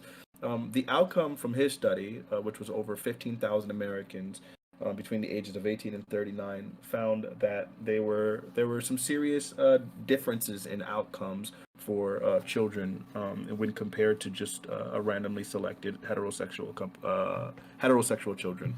It was a really humongous study, and I think they said on the vast majority of outcomes, that on 40 different tested outcomes, there were these crazy different results. So I think the idea that we can just sit here and pretend as if like single parent motherhood should be praised or something, I think is absurd. I think the data is out there. I think fathers are absolutely important just as much as mothers are. I think, yeah. So I think, yeah, yeah, that's it. Thanks so much. Empress. I think that when it comes to this issue, we often see it framed, as I think Wake the Beast and Mr. Fanatic just have, within the importance of having a father figure compared to homes that lack fathers, often single parent households, right? And I think they're right. There are a lot of factors that are shown in study after study that children who have a father in the home have significantly better outcomes. So the question is, why is this the case, right? There's a variety of income factors related to this. There's a variety of social factors. child rearing is not, right, a one-person job, right? It is something that we have pushed further into a one-person job, right, by moving away from intergenerational households, by moving away from communal responsibility for child rearing, and the vilification of the single mother, right? As opposed to actually helping individuals who wind up in these situations and taking collective responsibility for the children within our communities as a society, right? We've instead put these people into the corners of society who are often systemically discriminated against in the workplace, systemically discriminated against in terms of income and fields that they have access to. They're often likely to, turn to whatever they need to do, right, to care for their child, right, which means that they're going to be spending less time with their child, right, which is going to result in worse outcomes, right. So I think it's important to understand where these disparities come from, right, not just highlight that these disparities are from the absence of a father, like actually talk about where they're coming from, and how we address those issues, not just by introducing fathers, but also collectively as a society taking responsibility for our children. Dr. Wu, thank you so much for the Twitch Prime subscription. Thank you. So it's not about having a strong man in the household. It is not about having a strong woman in the household. It's about having strong, supportive parents in general. And like, of course, there's like a lot broken families. As we were mentioning earlier, there's plenty of data to explain like why it can be damaging for a child to be missing a parent, and how it is usually like way more beneficial to have both parents because like, hey, they're going to be more likely to have more of a financial backing. They're more likely to have more opportunities to spend time with either parent as opposed to just having one parent spending all their time at one job. But when it comes, I don't think that it like comes down to like, I don't think you have to have a father in the household because you could have two moms. At the same time, you don't have to have a woman in the household. You can have two fathers, and you can have two non-binary parents. But what it really comes down to is like how the ability of those parents to be able to support their children both financially and mentally. It's not something as simple as like, well, you need to have a father in the household because like there are plenty of households who like chase after these father figures and like even heterosexual like nuclear families that have a father and a mother, and the children wind up being very damaged because it doesn't matter what gender their parents are. What matters is how they're able to support them both financially and mentally, and spiritually even.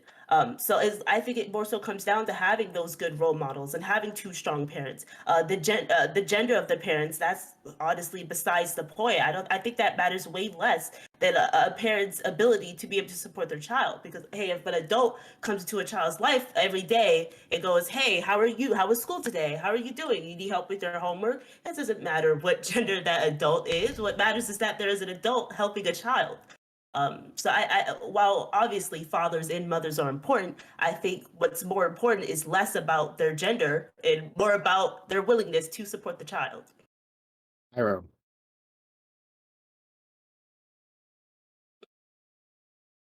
Is he there? He's almost got it. Make sure he's still on the call. Pyro, yeah, he is. So Pyro, yeah, we can't hear you if you're talking. Pyro, Professional sorry, streamer. yeah, we can't hear you. You're not muted on Discord. So we'll come back to Pyro. While he works that out. All right. So open to the panel. Yeah, so let me jump in. I'm mad. I think Wake the Beast and Fanatic, you're entirely wrong. I don't know if you could be more wrong. I appreciate that you've brought in studies to this, and I'm not going to respond with anecdotes, but I think we are talking about some economic conditions, as other panelists have said, that are beneficial in having two parents. But I think you could have a single parent who's financially solvent and perhaps doesn't need it. But more beyond the point, it's 2021. Men are obsolete. We don't need them. I see a household being very successful with, two moms. I see what about a household with three moms, poly relationship, just a bunch of ladies raising children. I think Lyra, I'm sorry if I'm saying it wrong, but Lyra hit the nail on the head. Father is not important, and honestly, neither is mother. I think parent is the only thing that matters. I think that having two parents is probably more beneficial in most situations than one parent. I certainly wouldn't want to argue that, but I think like the idea that like male in the home is important. I think this notion is like untrue. I understand the statistics you provided. I just can't see like how a man is needed for this, or a woman, really. Yeah, also one of the really big problems and limitations to lots of these studies is one really big thing when people use them, they conflate mother and father with homosexual couple, when the real study is comparing mother and father with a single parent. And people just keep comparing. That didn't just happen. mother. That's not what I did, though. Okay. That's not the study that I was looking at. So Yeah, I don't know if okay. you guys want to just keep talking past the data. Let Shark cool. let Shark finish his point, please, Shark. Okay. So still, the totality of like lots of these studies are very limited. One really big thing is a meta-analysis of lots of these studies have shown that one really big thing that that happens is that when it comes to homosexual couples, once like people at school or their parents, they find out that kid is in a homosexual couple, like that, my bad, that kid is like, their parents are like gay, they start to treat the kid like shit. And that leads to negative outcomes socially for that kid as well. It's not just like that. Like, once again, they just need at the very least 2 parents. Like, gay couples have been shown all of the time to fare like equally or above or just around the same like a distribution of heterosexual couples all the time. When it comes to like fathers being in the household and people comparing fathers being in the household to fathers not being in the household, they conflate that once again with just homosexual couples when it's just 2 parents at the very least that we need to talk about here.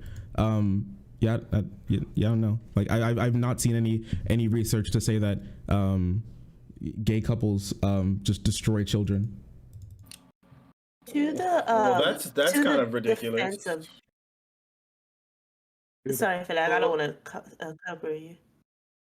I was just gonna say really quickly. One, that sounds ridiculous. Like I would appreciate it if I wasn't strawmanned in that way. No one's saying that gay couples destroy children. That sounds a little bit absurd. Furthermore, I really don't care about anecdotes, right? I'm always gonna look at data for these things, right? Like you can tell me all you want to that like a father not in the home has no impact on children, and I genuinely don't care about what you think, because if there's data out there that says otherwise, then I'm gonna go with the data. And it seems to me that the data that I'm looking at seems to say that this is the case. So I genuinely can't care less about an opinion there. So what does it say about this compared to, like, say, homosexual parents, right? Or the presence of a mother or 2 mothers versus 2 fathers? Or are you just saying that compared to single parenting? One, the study that I was looking at was looking at a comparison from homosexual couples to heterosexual couples. That's all it was comparing.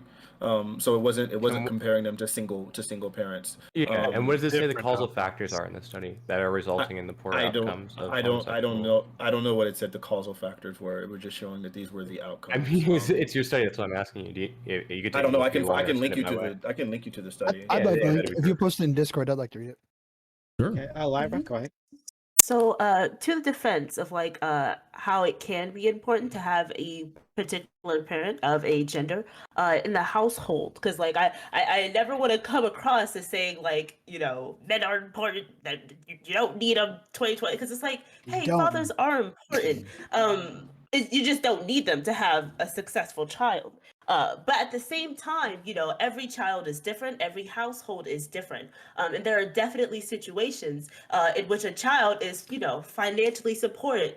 They have a very rich family, and yet they still grow up with like mental health issues because their father stepped out, or their parents got a divorce. I'm sorry, I keep saying divorce, but their parents got a divorce, or their father stepped out, and otherwise, vice versa, their mother stepped out. So I don't. There are still cases in which, and I think what's more so lacking there is not necessarily having a man in the house. It's just that there is a child missing a parental figure that they used to have that's now not there anymore. So I just wanted to bring that up, like, obviously, if you're talking about like, a child being born into a family or adopted, and like being raised from a young age, it's like that's different. But if you're talking about a household that a child grew up in, and that household later on becomes broken, that is obviously a case where like, there could be some damage, even if that family is well off. there could still be some damage to the child because there's a parent that they're missing. But even then, I think it's more so the more important factor is because that they have a parental figure that they once had that is now missing, and that could go towards a father or a mother. So I just wanted to make that clear.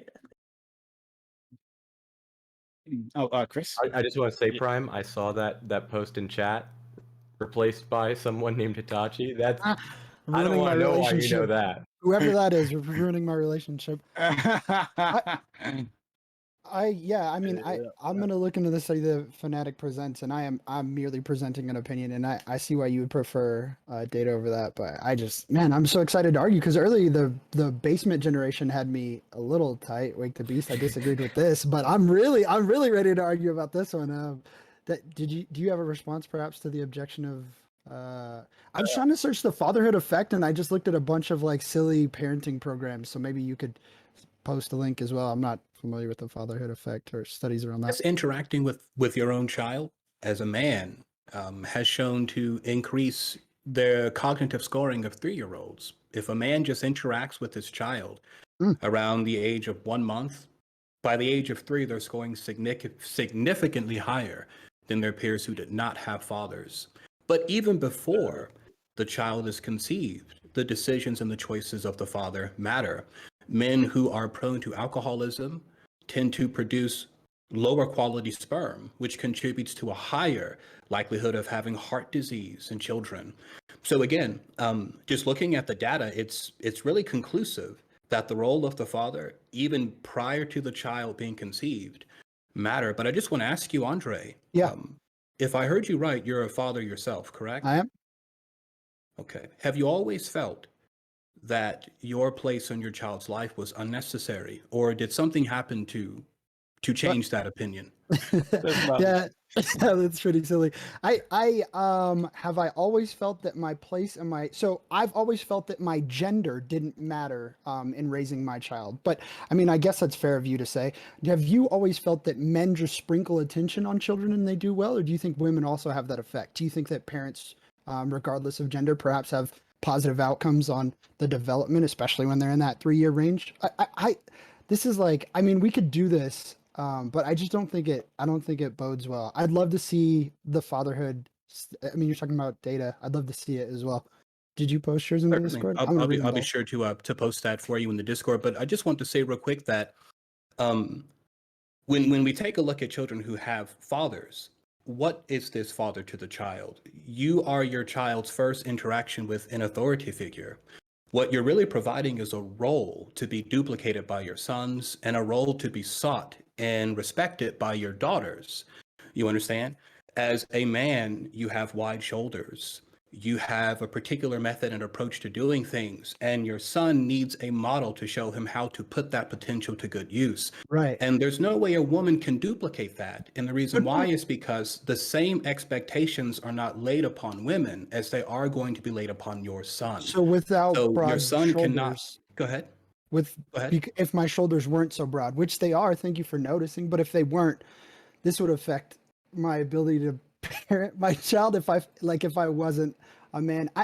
I'm so confused by this. I think I agree with you. I think your involvement in your child's life and you being the first one there to sort of chaperone how they experience the world is so important. And I couldn't agree with you anymore. But I certainly think that we need to be talking about lesbian households with 3 women in them and how they're better than male-female households. I think 3 parents is better than 2. I think 4 parents, poly relationships with 4 people is probably communal parenting, as you said, Empress, is probably far superior to male-female parenting. I think these gender roles are pretty antiquated, but I don't disagree with you because I think we both think that parenting is important. I just don't think that the gender or the size of the shoulders is necessarily super important to the bringing. Well, the size of your shoulders was just a reference to the fact that you are a male who has experienced puberty. I was not speaking to the literal width of your shoulders. Oh. I did not intend for you to take that so literally. My but bad. By virtue of your wider shoulders, you are given and assigned a different amount of social weight than your female peers. And your male children need a model in demonstrating how to wield that effectively. I don't think that's a good idea to give more social weight to broad shoulders. And I think we should teach our children to not give social weight to physical attributes like shoulders and give more social weight perhaps to the content of people's character. But again, this is a parenting thing. Everybody else wants to hop in. I'll be quiet. I am really interested in this study. Yeah, Go ahead, By the way, Chris. Fanatic, I Yeah, linked a yeah. study in Hold the on, go chat. ahead, Chris. I know data going No, back to no, no, no, 94. Chris, go in. Let's Hang go, on. Chris.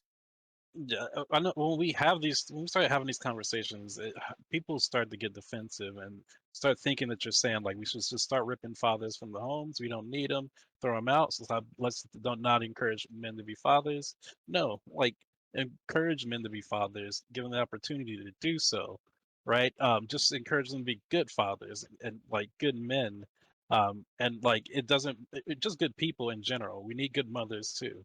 So like this idea that like I don't know this idea that you somehow raise the power level of your kids just by being there is not true. Like you can be a father and be like just because you have interactions with your kids doesn't mean that they're going to be good outcomes.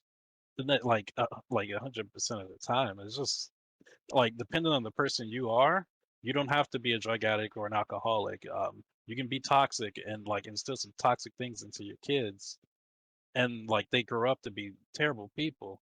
I think we should encourage people to be good parents, no matter your gender, and we should help people with the financial stability. I think that's where the main issues come in is financial stability. Like no matter if you're a single father or single mother, not having the support there with you can cause you to not be able to be there with your child. You have to work a lot more. And your child has to be in daycares. There has to be a nanny.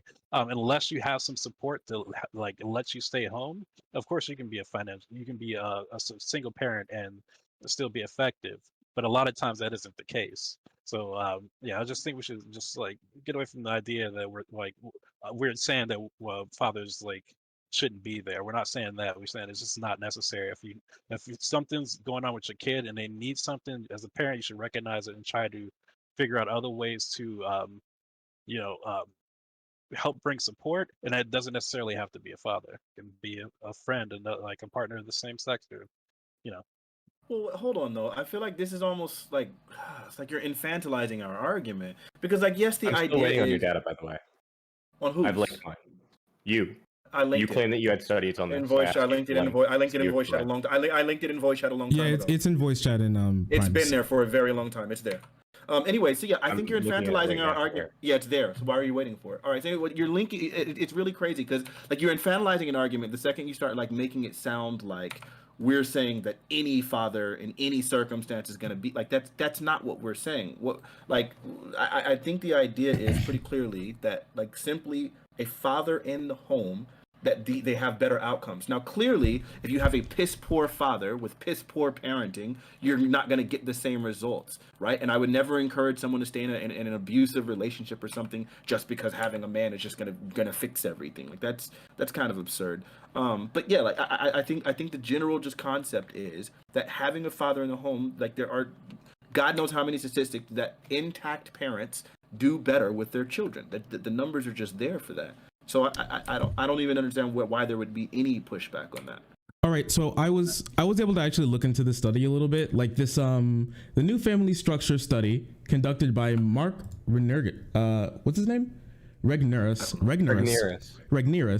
in 2012. So I was like really interested in this study because it contradicts almost all of the research that I've looked at, and I thought it was super interesting. And apparently all of the others, all of their peers thought it was interesting too, because in 2012 the study was audited and failed peer review, and was also restudied twice, and it found to have extreme lacking errors. Here, I can post it in the VC. It was they went over it twice in 2015 twice, and it failed both times. And going back through the data twice found that there was no significant difference between heterosexual and homosexual couples when they both are in the same household and have the same family structures. Sweet. Oh, I'm looking at that now. Go ahead, Lyra. All right, so I got to push back on what Wake the Beast said a little bit earlier. so a huge issue that I have whenever topics like this come up about like the importance of having a father, how you need to have the father there in the family. These conversations have a tendency to lend themselves over to damn near misogyny and sexism.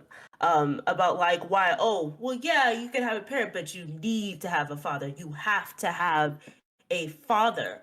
And like as I mentioned earlier, clearly if you're talking about a child who grew up with two parents and then one parent steps out, okay, yeah, they're gonna miss the father figure because they had one and now they don't have one. But like it's way more important that you have parents that are there to support the child, whatever gender that they are. Because we talked about the fathering effect, really just the parenting effect. What can a male parent teach a child that a female parent simply just literally impossibly cannot? I mean, obviously there are things that a cis man can teach someone that a cis woman can't. I mean, like how to pee standing up. I don't know how to do that. I can't do that. So things like that, yeah. But Super like, easy. you could have a male. I'm sorry, that's the only example I can come up with my head with what a cis parent can teach a child that a woman cannot. But like, you can teach a child to be successful, to have a huge character, to maintain financial stability. There are things that you can teach a child that you don't have to get from a particular sex. So like, why is so much? Obviously, both mothers and fathers are important. So are non-binary parents. But what's the most important thing about them is that they're there to support the child, that they have an ability and a willingness to support their child both mentally, financially, socially, and spiritually. So what's so special about a male parent, a cis Cheerios. male parent at that? Well, okay, look, first of all, you don't have the experience of missing the bowl, right? This is a thing that happens, all right? So I'm gonna tell you, like, it's Maybe it actually not happens so. to you. If I had a father to really guide me and how to aim, maybe it wouldn't have happened, but I don't know. My mom put Pee, it's pissy. my mom put Cheerios in the toilet. Was like, you gotta hit those, and I was like, oh shit! It was Oh my brilliant. God. Worked super effective. Hashtag girls get it done. I don't wish to get anecdotal, way, but apparently they have I'll tools for respond this. to your question, Lyra, with something I learned as a father. My wife and I have very different relationships with my son. My son depends on his mother to take care of him, but he depends on his father to have fun. It's a very different relationship we have with them. And this has produced different feelings in me and my wife regarding our son. First and foremost, my son bonded with my wife first. He grew inside of her for 9 months after I gave my DNA data. My job was finished until he was born, at which point I was allowed to bond with him physically. But despite this, as I was mentioning before about my son and my wife having different relationships, because my wife is so closely bound to him, there are certain things that she just can't stand to watch him do. She can't stand to watch him stand on top of tall shelves. She can't stand to watch him be lifted high above the air and spun around. And likely when it's time for him to drive, she's not going to be able to stand that either, because she has different protective instincts. Now, as a male, because I have higher levels of testosterone, I'm going to be more willing to accept risks on behalf of not just me, but on my son. So when me and my son are together, I allow him to experiment more than his mother ever could, just by virtue of that maternal bond and the paternal one, and the differences there in the level of attachment and protective instinct. That's just one way to answer your question. Yeah, so my response to that, so you mentioned like how your child has a very different I guess mood to the relationship between you, his father, and well, I shouldn't say his, but you, their father, and their mother. And like I mean, like, Indubitably. obviously this is something that a lot of times like you go to your mom when you need something, then your dad is for fun. Then like heteronormativity, if you will, like oftentimes you're gonna have women carry themselves a lot differently than men do. However, my response to that is like the relationship that you just described, you could replicate that with two women and two men. You don't have to have a father to be the fun person in a relationship. Like it's just as easily that the mom could be the fun person, and the dad could be the overprotective one. And you could have like, with two lesbian moms, one mom could be the fun one, and one mom could be the overprotective one. So there's still, even in the case that you just described, I mean, yes, women have a tendency to carry themselves differently from men, but like as we know, like the lines between gender and sex are so blurred, and like honestly, in a lot of cases, it's like as long as a child is being supported, they really don't matter in the long run of things. Like yeah, there are some differences, but like even that can be replicated with parents of either gender. So even then, it's like I have to ask an obvious question, Lyra. Why would you replicate a father if a child already has one? Well, it's not about replicating a father. It's just that you can have the fun But you parent and just the said it can be overprotective parent. replicated. If I have a dad, why not just have my dad as opposed to trying to find those same Well, I results say it can be in someone replicated else? because you If you represented have it a as dad. it's like you can only get this type of relationship if you have a father. And I said, no, you can replicate that same result to say that like you don't need to have a father in order to have that type of relationship for a child. That's why I said to replicate it. But it's less about replicating. It's more replicating a father figure. It's more about replicating a parental figure that is willing to teach your child to, have fun and take risks sometimes. You don't need a man to do that. That's all very nice, Lyra, and it's all very coherent. The only problem is that the data doesn't support you, Manziel. What data? What is the one thing a father can do that a mother cannot? I'm lost on this. What's the thing? It's just explained it to testosterone. It's Lyra. shoulders. I don't think you did. You said the data, but what does the data say? What is the thing that a dad can do that a mom can, or a non-binary? Like possibly cannot. I don't know. Listen, I don't know what data. Wake the Beast has. But when you're looking at data, especially when you're talking about sociological things, it's not about what's literally incapable of being done. By that definition, we would say that there's no such thing as systemic oppression, because there's not that black people aren't capable of succeeding, right? Like that's not how we would define systemic oppression. The idea basically boils around the idea of what's likely, what tends to happen more. When you're looking at data, it's to determine the outcomes, not necessarily about what's possible. I mean, I feel like one of the largest determining factors for whether or not a woman will stay in poverty is if she's a single mother. A single black mother, the likelihood of them remaining in poverty is insane. For young teen single black mothers, it's incredibly high, right? But my sister is like a hyper outlier, right? She's done extremely well for herself. She's been working since she was 16. She does, good. She makes good money, so on and so forth. So just because there's an outlier doesn't mean that like the original data is wrong. So it's not about not that there's no individual thing I would think that a father can do that a mother is incapable of doing. But I would say that like the absence of a father is likely to have effects because children tend to respond better when they have two stable figures, right? It's like, and if those figures are both women, I'm still not. I'm not getting it. But I guess it's all up to the data in that case, and it seems like what's his name has provided some data that counters the other data that I've seen. Sure. I'm not the person that ran the study, but if the data is that the original study was wrong and the data supports that, like there's no correlation between these things, I'm totally open to that too. Like I'm just gonna go with whatever the data says in that. Sure, that's fair. Yeah, I mean, I just wanted to look at it. I mean, I appreciate you, Fantique. But I just wanted to make sure that I was right as well.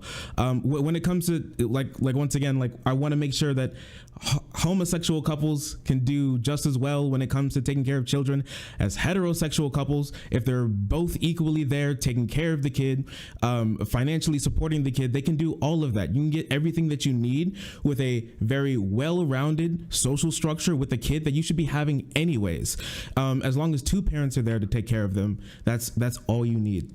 And you can easily raise a kid. And I mean, like, I wanted to ask Wake the Beast a question. If a parent, right, if a male parent transitions to becoming female, in the middle of raising their child, would you think that would affect anything? Would they be less able to parent when they're transitioning to become a woman? Parent. When you say transition to female, can you be more specific? To Or you goes mean, do you mean just by taking changing their gender expression? well, yes, and then maybe also physically changing their bodies, possibly. I don't know. But yeah, like however, people transition on a scale, right? So wherever they are on that scale, I guess if you want to make disambiguate between those, that's fine. But does it make a I difference? don't think we're in agreement. I don't think we're in agreement, Mr. Case, that men and women can change their biological sex. That might be a point of contention. Okay. Wait, That's a so tough are one. you That's arguing also- that like the men's just like natural aura around them like just makes the kids better? Like, so I thought I would imagine that your argument would be like the social, like political, the social like niche that the father figure has is what has an effect on the kid. But are you saying just like the state of his like massive nuts just emanating masculinity, just like or is even that's better, what or helps even the better. kid? What about two dads? Is two dads better than one? No, Does the kid mom? become super good? Is that why Jeff Bezos has so much money? Because he was around. He was like the Quartering. He had like 6 gay dads. Or dads? Yeah. So what was your dads- question? How many dads does it take to change a light bulb? I want to say also it's Mr. Fanatic and Prime Kai's. Just so we're clear, Mr. Fanatic, Prime Kai's. But Oh, I'm Yeah, sorry. was there a fanatique there? Yeah. Nothing. Shark called Fanatic, Fantique, and Oh, did I? Oh, I'm sorry. Kai's case. It's Oh, I'm Kai's. but sorry. You're good. We say case too. I understand. Yeah, me too. I got it Yeah, wrong. correct me. I'm horrible with names. They won't. But yeah, Optimal so number of dads. do you think then that would hurt to not have a well, actually, I think that question's already been answered, so I'll go down a different path. Well, Um, I can come as close. I think I can come close to maybe answering your question and Shark Zero's question at the same time. But correct me if I'm leaving something out. What I mean to say this is that one component of being a parent is modeling roles for your child. And if your child is going to be a man in society, what better than to have a male role model to give him an idea of what those social expectations are going to be of him when he becomes an adult? Okay, but my question would be, so what if the household would be like let's say a really femboy dad and super dommy mommy mom, like a Lady Domitresque. She's 9 feet tall. She's massive. She's super masculine. And then his dad is just like a tiny femboy twink who takes on like feminine roles. Is that like more of a, would that be okay if like the woman takes on the more like masculine roles and the man takes on, well, the male takes on the more feminine roles? Does parenting have gendered roles? Yeah, Like, and it's so weird. does I'm parenting listening. have to have gendered roles? Dummy mommy. I just learned this. I like that a lot. Dummy mommy. Like, I think it's kind of weird that we gender attributes associated with parenting. Maybe that's Yes. just What is? Go ahead. no, that's fine. Wait, that's not weird at all. A lot of these, I think it's a little bit weird, yeah. It's not even a little bit. So a lot of these things, the way we've even arrived there, a lot of times is based on like biological things, right? Like a lot of the gendered roles we have, because gender, a lot of times, very often, was tied. Historically has been tied to sex in many cases. Obviously we're moving away from that now, but typically the roles and expectations that society placed on people were based on those things. The reason why we expected women to stay at home, because for some women delivery could be pretty catastrophic, such that they need to be at home. So then it made sense for women to be more with. A lot of times when women like give birth, sometimes there can be weeks before they are even able to like get back, whatever. No So one's because of debating that, that. right? I don't know why you question what then, because that's what I was talking about. I'm just But in wondering what any this has case, to a do with lot the of women's times, role in well, the I'm answering the house. question. If you can let me finish. So what's happening is, in a lot of these cases, just if you listen for just a second, maybe I'll get to a point. So a lot of times what ends up happening is, in these specific situations, you find that very often women were more likely to stay at home, and women were thought to be caretakers, because for a big portion of the time, women were going to have to be home taking care of the children, like once they gave birth. So it made sense for that to happen at that point in time. Obviously, we've gotten better with medical, so that now women can be home, whatever. There was a reason why fathers didn't get paternity leave as much as women got maternity leave, right? There was a reason for that. It made all the sense in the world. There's a reason that has a lot to do with why the gender gap is the way it is. That's why a lot of pressure has been placed to put on a male when it came back in the day, why there was so much pressure put on males when it came to like earning and things like that, because specifically women were going to be spending a lot of time, if they were having children, women would spend a lot more time at home with the children during the nursing experience. If they had children in families, women were going to be home nursing children more frequently. There was going to be a required amount of time. If they have children, not expected, it was required biologically. Why doesn't the woman work? It was required biologically. If you let me finish the sentence, you can respond as much as you want to.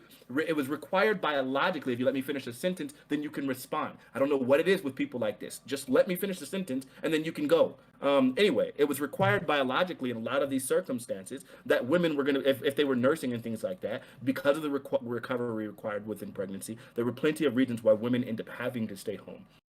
So with all that being said, it makes sense how we got to these gender roles. The thing is, as times change, as technology changes, as our abilities change, then those things can end up being modified. So I don't know. A lot of this will... I can be a pretty calm person. I don't feel like pushing anybody. You mean it was defined by people associating those roles because of biological features? This doesn't explain how we have associations with masculinity and femininity roles in the modern sense. I think my statement stands that that's still weird that we associate. There are also economic factors I don't think it's weird to consider. Right, exactly. That's what I was about to get at. There's economic factors that lend towards when that you think as well, about they force these positions in terms of labor in the household, division of labor in the household. Mhm. So I there's would a lot say that probably that have began in nothing to West. do with biological origin, and what you described sounds almost entirely social projection. You're telling me my I don't mom know. isn't socially programmed to make me tendies?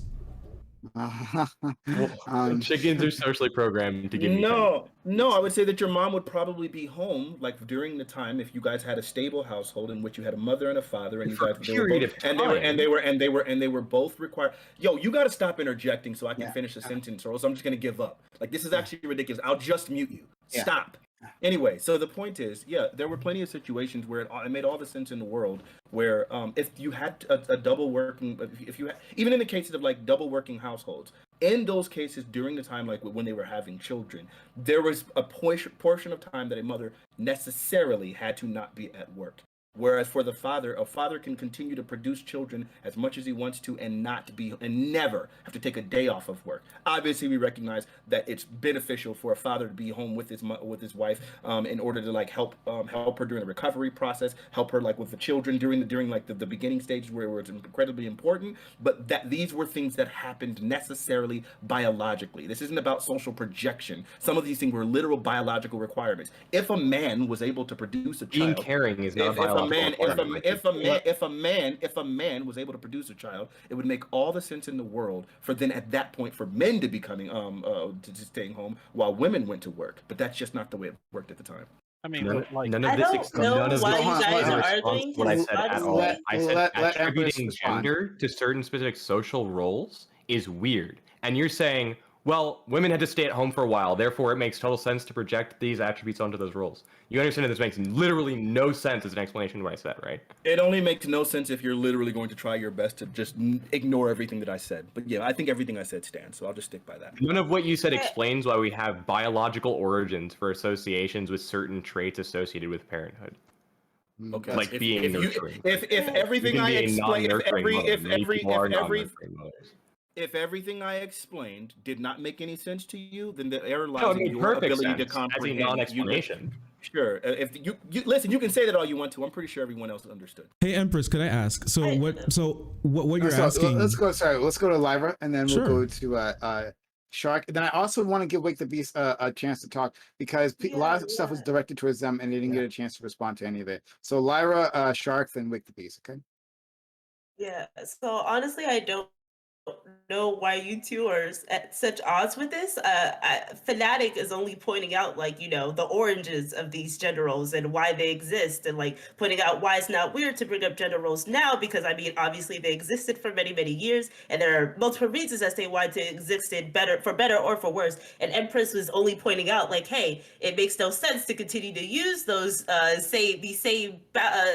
these same requirements because of how much things have changed. Like, obviously gender roles, while they existed for many, many years, now they're not quite so important. So I don't know why you two are arguing. You're kind of saying both of you are correct in a way. So in any case, I think it's much more productive to the conversation to go back to Wake the Beast's reply to the first question, because honestly, you guys aren't really in disagreement. Fanatic is only explaining the history of gender roles, and Empress is saying, hey, it makes no sense to use gender roles But he's now, saying which it is makes also them correct. biological in origin. Like, he's attributing it to the biology, not to the social structures that were built around them.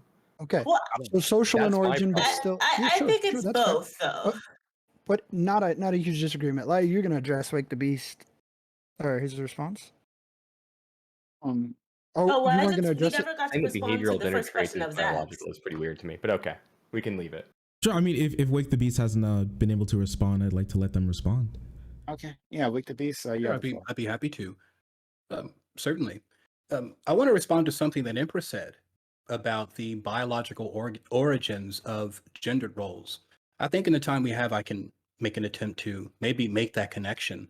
Let's go back 80,000 years ago when our species was comprised of bands of human beings, no less than 2 individuals, grouped together in interdependent tribes that were dependent on each other for survival, but loosely in competition for resources.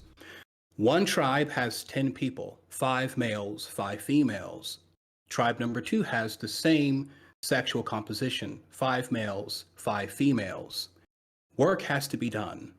There are domestic tasks, and there are tasks that require one to go out and leave. We must return to monkey. Now, tribe number 1 is only concerned about getting people in the job where they would be best suited.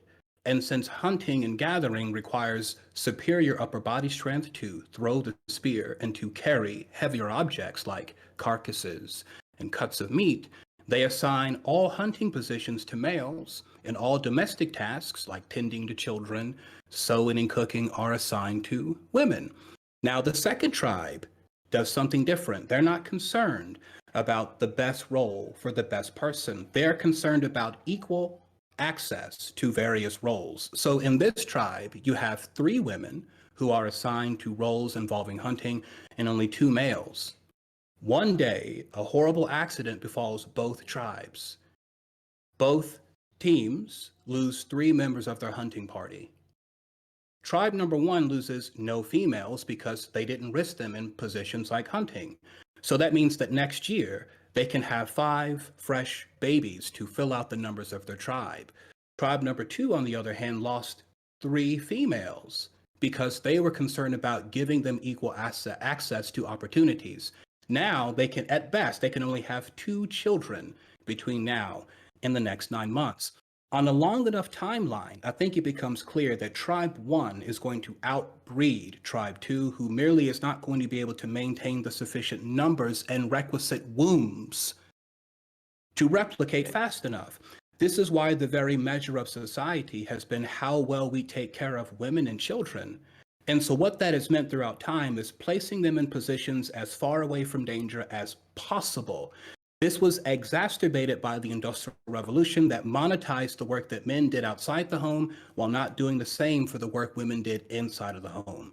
So that's the best I can do in the time we have provided to give you a biological origin to maybe some of the more gendered roles we see in society today. Lyra, I hope you're prepared next year to provide a fresh baby. That was for Empress, look, right? Yeah, the bottom line is this, right? I think you have a gross misunderstanding of hunter-gatherer society and early humans. One, the main way that we hunted was threefold, right? Through entrapment, right? And through wearing large prey down. So I don't know why you're getting this idea that it was highly dangerous for humans to be hunting. We had both men and women hunting. We had both men and women gathering, right? That's why they were called hunter-gatherers. Men and women filled both roles, which was one of the things that was what made humans a successful species, right? That we had men and women filling these roles together, right? That you didn't necessarily have women being exclusively at home. What you would often see is that recent mothers, right, would complete certain tasks with children, right?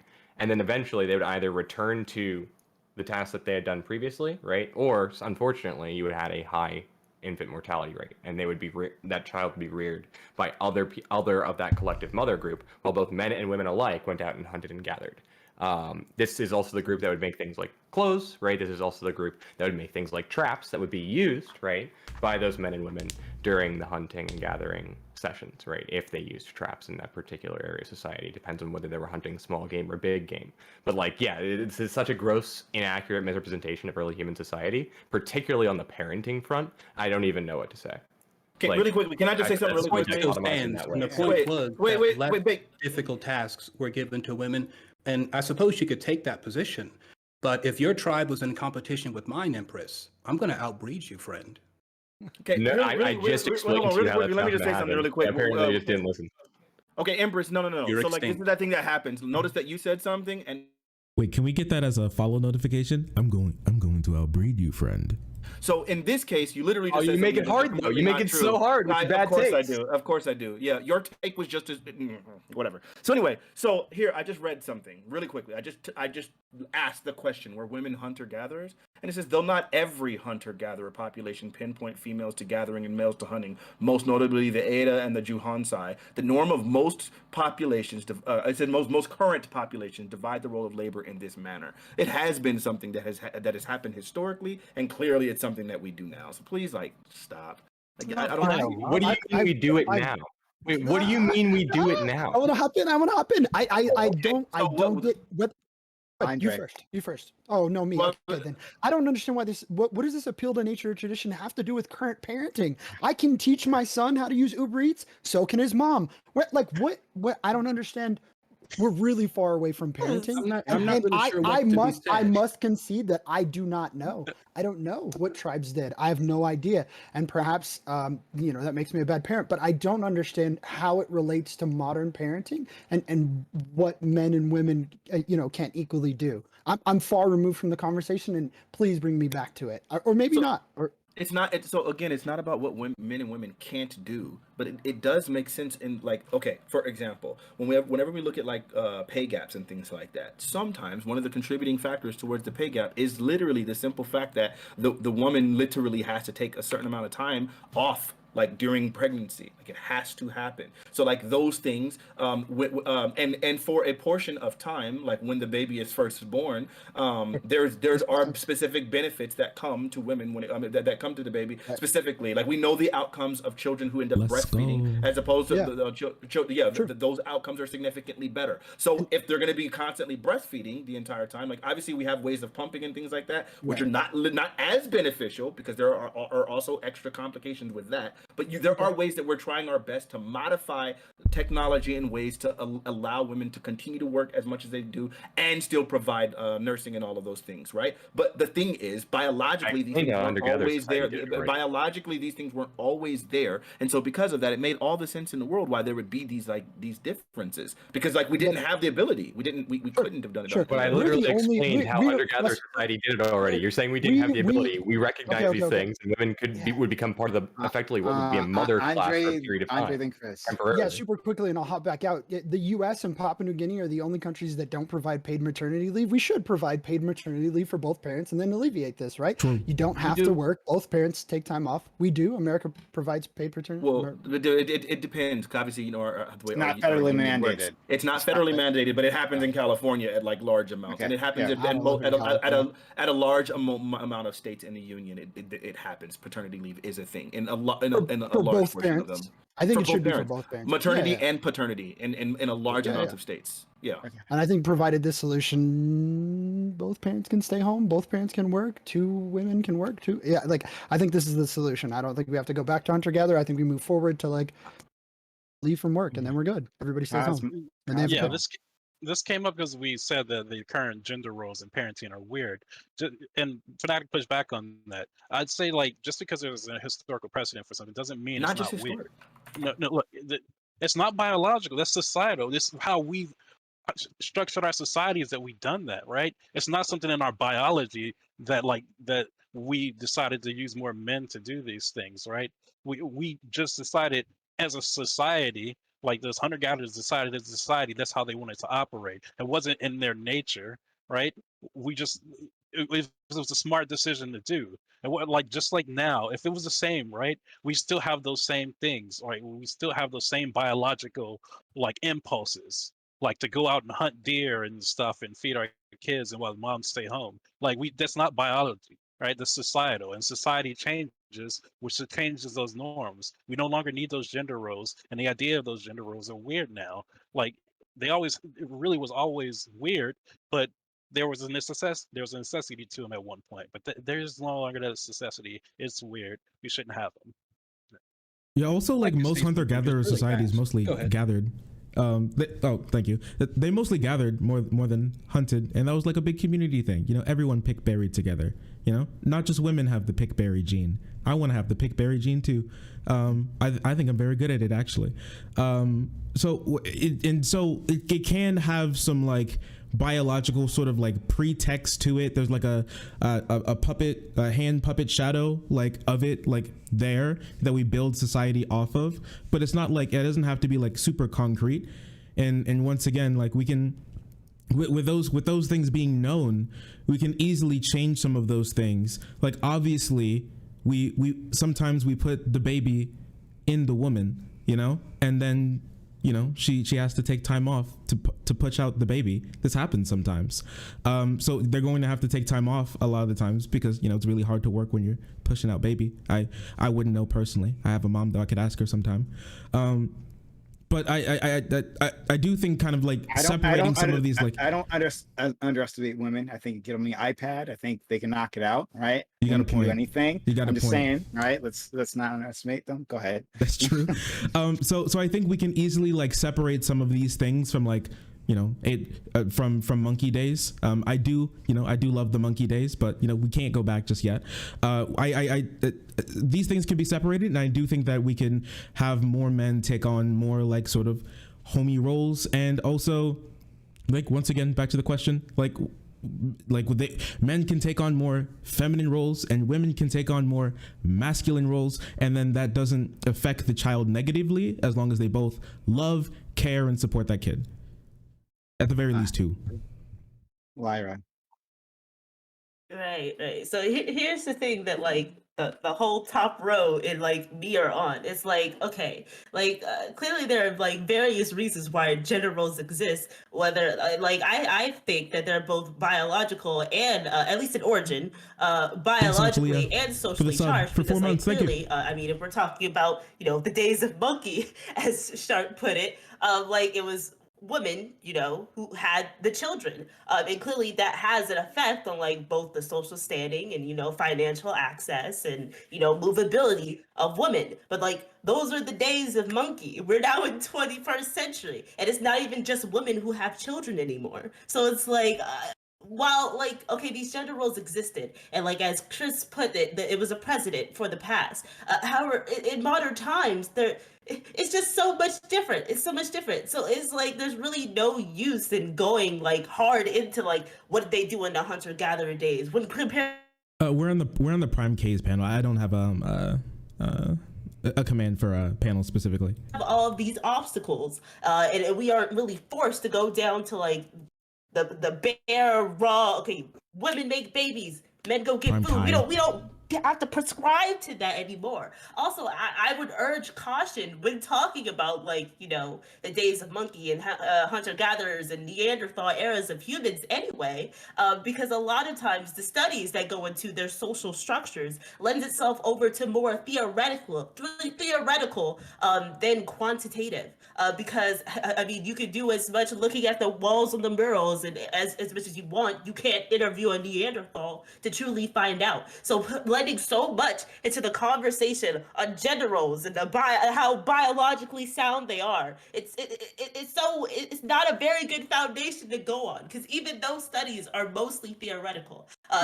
Even at the very least, it's like that was the past. We're in today. They don't matter today.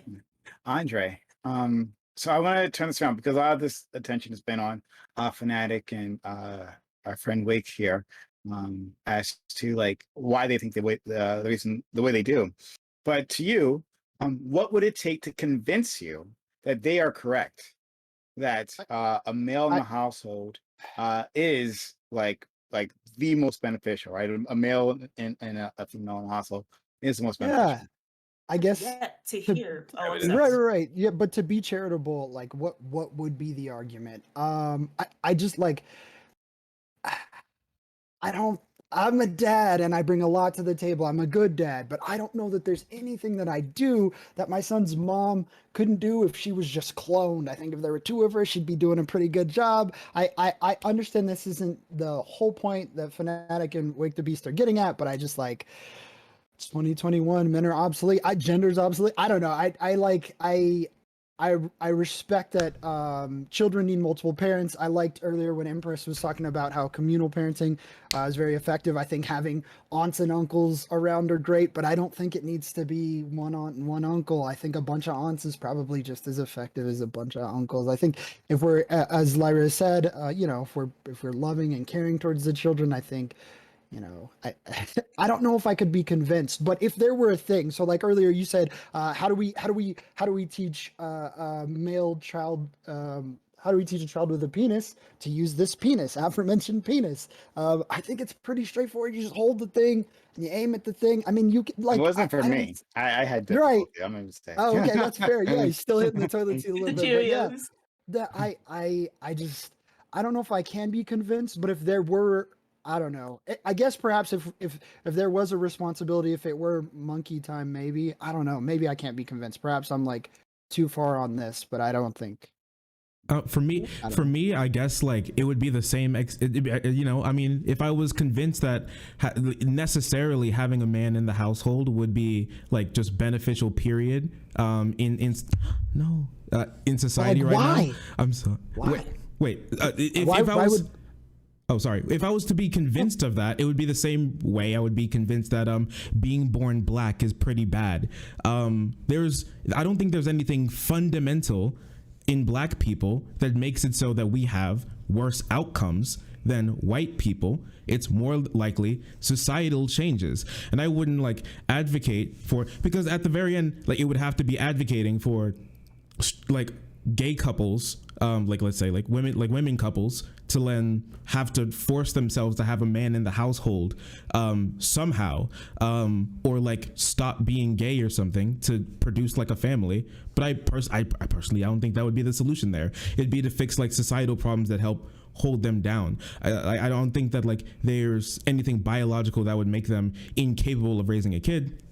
It's more likely that they get bullied and they get like the kid gets bullied and it makes it them a higher likelihood of like suicidal ideation and having no friends, and like that like has more problems of them like when it comes to their schooling, and so they have like worse outcomes. Like if that was the case, which I'm not saying that it is based on the data that I've seen, but if that was the case, that would be the problem there. Just like fixing black people isn't straightening our hair and lightening our skin, fixing like these hypothetical gay couples wouldn't be in like throwing men into like just cannon shooting men into the house. For me personally. Empress, like what would it take to convince you?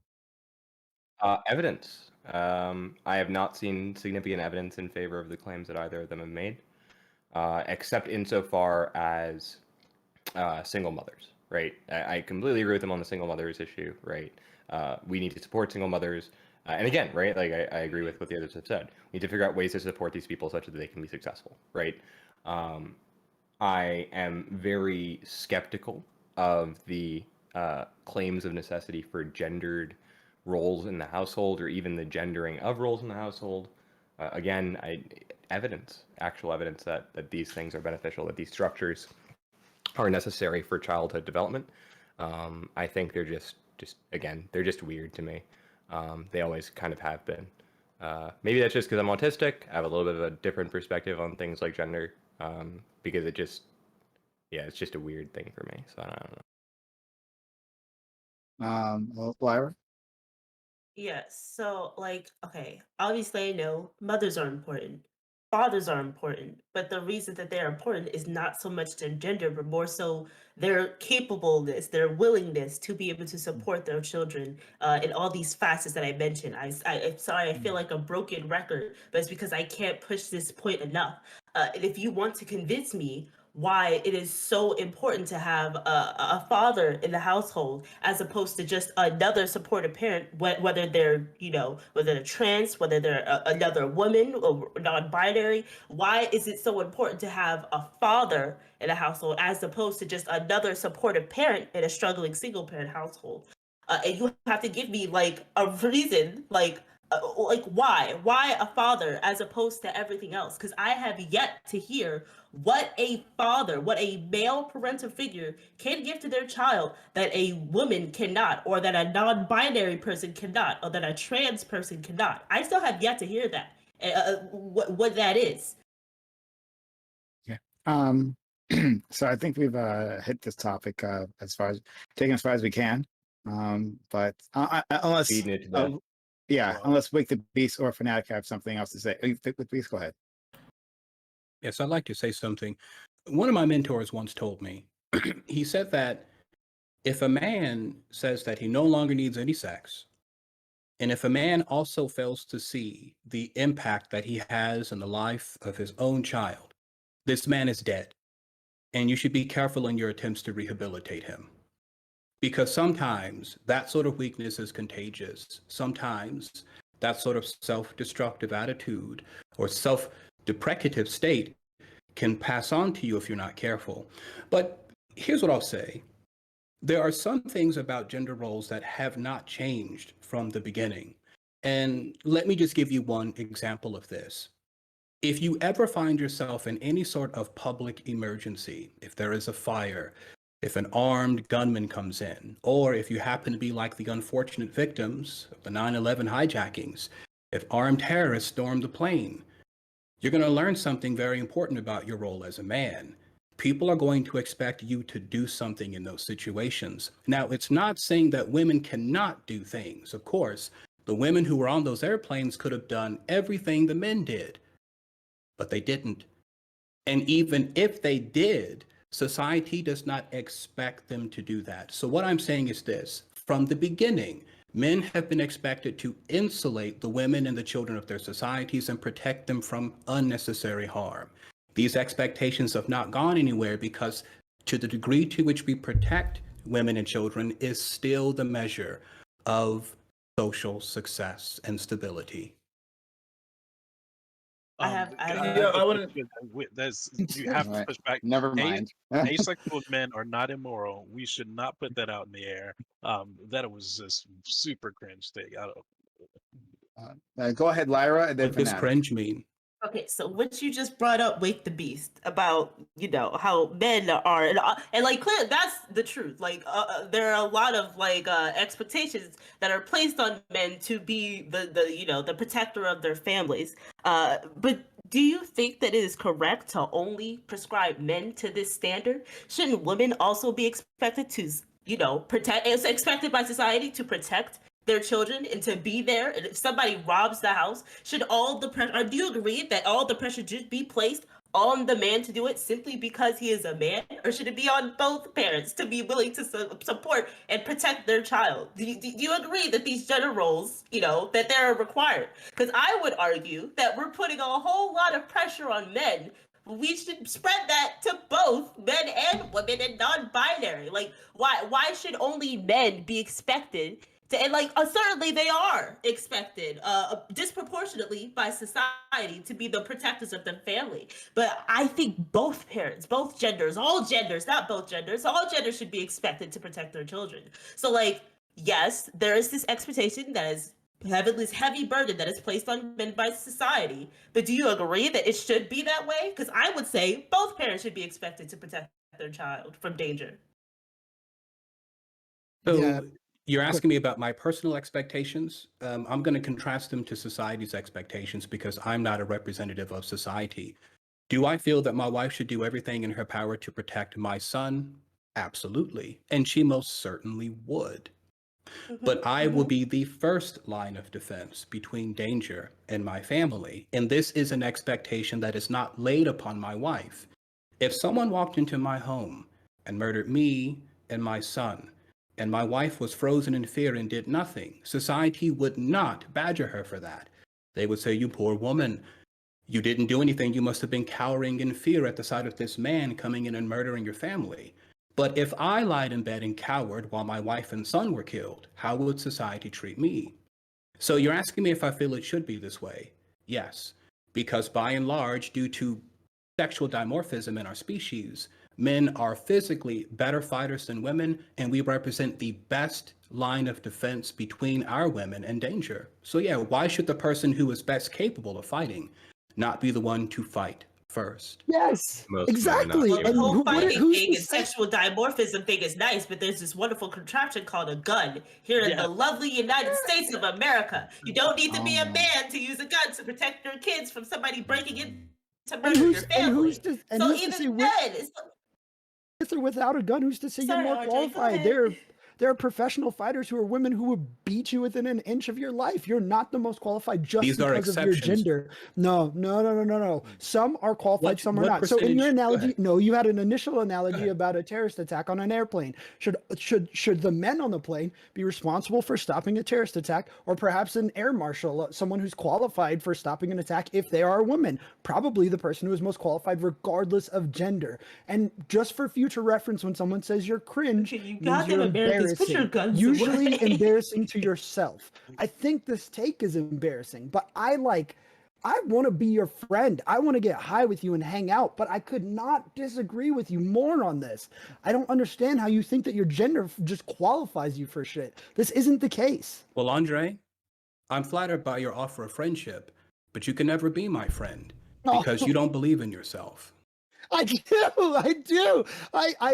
I'm an exceptional parent, and I can fight, and I can bake, and I can do a million things that I think have nothing to do with my gender. And I think if you're attributing the things that you are good at to your gender, I think you're selling yourself short. And as your friend, you don't have to want to be my friend. I consider you mine. I think that you are wonderful and talented because of your life experience, because of your work, not because of the way you were born. I think this has little to do with whether you can fight or sing or dance or hang out on Twitch panels. I think you're absolutely right, Andre. I don't think that your gender has anything to do with your lack of confidence. I think it might have something more to do with your heart condition. What are you even saying, dude? I think you're coming after my character now. I'm very confident. I have a strong heart. What is the point, dude? I worked at a mixed martial arts gym for 8 years, and I could beat you up. But this does not mean that I am more or less of a man than who you. could take every man on this panel. Yes, 100%. I've had a woman strangle me I could before. take It has- most of the men on this panel. Excuse me. I don't know what confidence and heart have to do with my gender. Just be my friend. I know you and don't. accept it. That's part of the problem. You know I don't what? What's my problem? That I'm I know. not confident or that I don't have a heart? How about this, Andre? I think Yep. this is beyond the scope of this debate panel. Why don't you send me a message afterwards, and maybe I'll we can send it talk this now. out. Yeah, 100%. You let me know when you're free. I'll message you now, friend. No, I mean, I think, But make sure you take the pill for the Goku heart virus, okay? My heart, Just- my heart, and my. I don't know if my heart and my It confidence might be can a take it, prediction but of I'm the gonna future, send you you a never know. message anyway. if your argument is just that like men should be the ones to always jump in front of the bullet first because we big and chunky, and that's just like what society, that's just like what biology do. I don't know what the social expectation comes in, what that has anything to do with it, because we could always change that. That's not something that we necessarily need. I do think that women should also have the same exact expectation to, like, I don't know, like protect your house, whether that be to cower in fear or jump or like grab your gun and start like combat rolling over your sofa. Honestly, I mean, whatever that may be. So are you saying if your wife were 4 months pregnant or were in the midst of menstruation, you would expect her to jump out of bed and confront the intruder before you? Is that what you're saying to me? What does women are not always pregnant or like menstruating, for one. And I mean, if like I don't have a ute. I've never bled out of the ute. I don't know what it's like, but I mean, I would imagine like if there's like a problem going on in the house and some dude is in there trying to murder us and eat my kid, I would really hope that she grabs the gun that we have, and she's out there with me. She's my wife. She's my better half.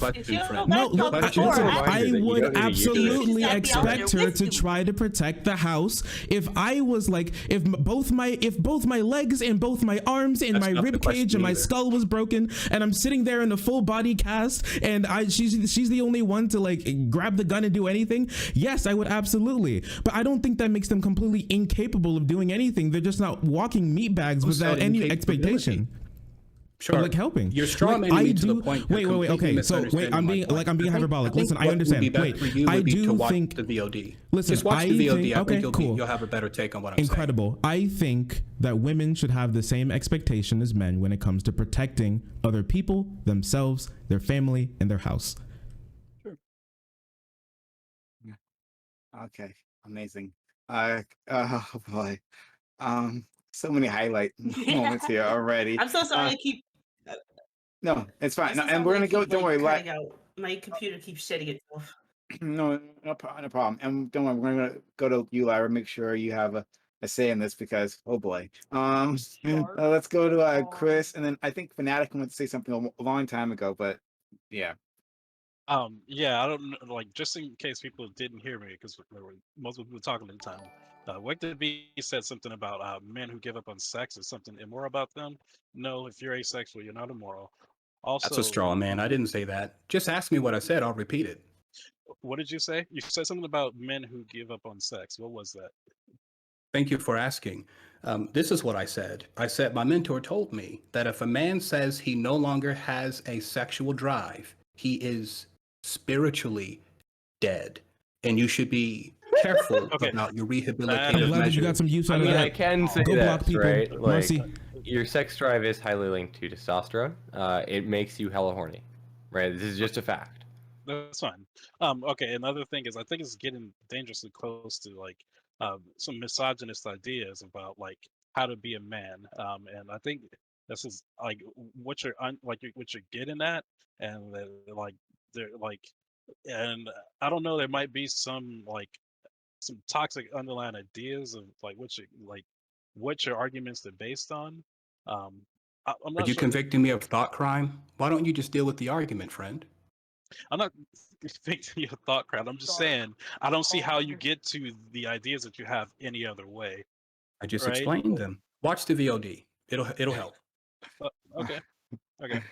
All right. Wow. Amazing. All right, Fanatic. I want your thoughts on everything that you've heard here, and I want for the record. I tried to change it to a new topic. I was in the process. You did try. You did try. Mid switch. Okay, Mr. Fanatic. Yeah, I mean, for me, I don't know. I think this conversation is kind of weird. Like, cause like ultimately, Lyra, listen. Like, I'm not saying. No one here is saying that women are completely incapable and completely helpless and completely defensive or any of those things, right? Like the idea is, yeah, you would have a gun, and with having a gun, then that's an incredibly useful tool that like technology is constantly being created to offset a lot of the biological a lot of the things that have like derived biologically. For instance, now the fact that we have guns means, yeah, women can be a lot more defensive in these situations. Yes, there are outliers, but the outliers are not the norm. So we're not going to sit here and pretend, I hope none of us are going to sit here and pretend that like that the average woman is as capable as physically handling a physical altercation as the average man. Like there are just physical changes biological advantages that males have. So like it's just crazy to me. Like, and again, I'm not saying that these things can't be overcame, right? Like I wouldn't want to get in a fight with I don't know, Layla Ali. Like I wouldn't want to do that. Like that sounds like I'm just gonna probably get destroyed. So it's not like I'm out here just saying I'm gonna beat up every woman. But naturally, biologically, there are advantages that men have. Like, so these things are a lot of times what inform a lot of our societal expectations.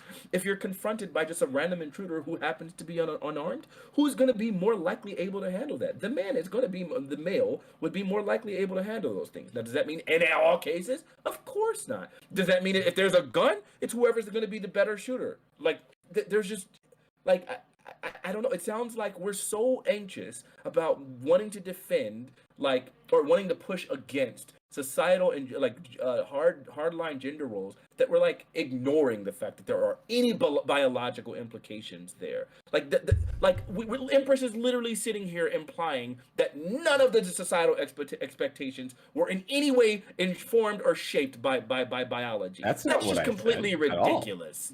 That's so far off from what I said that Sure. I'm just like floored that you think that's what I said.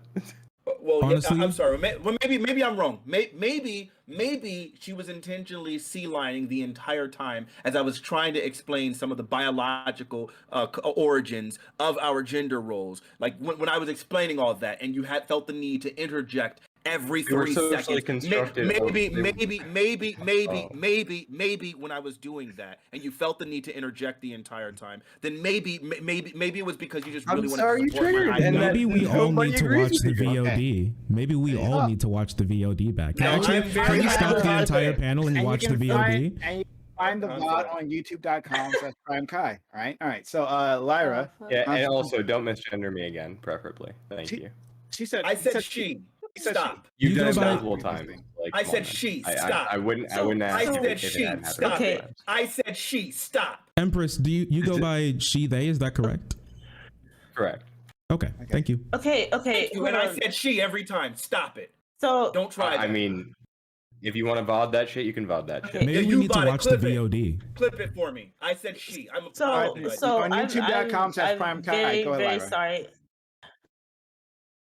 The commercial cracks me up. I'm Okay, sorry. I'm very sorry, Fanatic. I think I heard you mention my name, but unfortunately the whole half of what you said was like kind of in and out for me. But I think I caught the last part, which was I think you said like you believe that we're getting a bit, and me are get a little bit too entwined with, like, I guess defending the role of a woman instead of like seeing like the reasons for gender roles. Is that what you were getting at? I'm sorry, you cut out a lot for Yeah, me. basically I was saying that like it's almost like we're going so far as to ignore the fact that there is any biological cause for any of the gender roles or gender expectations that we have in society now.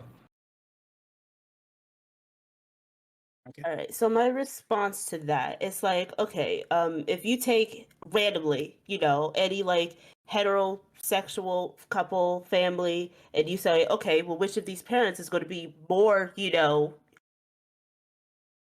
have more prepared to handle an intruder, going along with that example, is probably going to be the man. But like there are reasons for that, and I don't think like okay, clearly the way that a woman's body, cis woman body works is very different from not very different, but like there are differences between the way a cis woman's body works as opposed to a cis man's body. But even then, oftentimes the reason why, and like the reasons for a lot of things and gender differences in life are come down to societal. A long time ago, people used to say, hey, why basketball day? What success could they play into the education arena? And of course, the reasons for that is because they didn't allow women to go to school at all. And then when you start allowing women to go to school, you start seeing more data like, oh, look, women can do education. Obviously, I know education is a little bit different than what we're talking about, but I'm kind of following that same line of reasoning. Like, the reason why, if you're taking a random sample size, a lot of times the men is going to be more prepared to handle an intruder alert or any kind of danger alert as opposed to the women is because men are like expected. There's this huge expectation that is placed on men to be the protector role, to be the survival role. And like I think that is like while this societal expectation is in place, I think it's very sexist and unfair to put all that pressure onto the men. Because I mean, if we encourage women to take martial arts classes, take beauty schools, then we can see a difference men.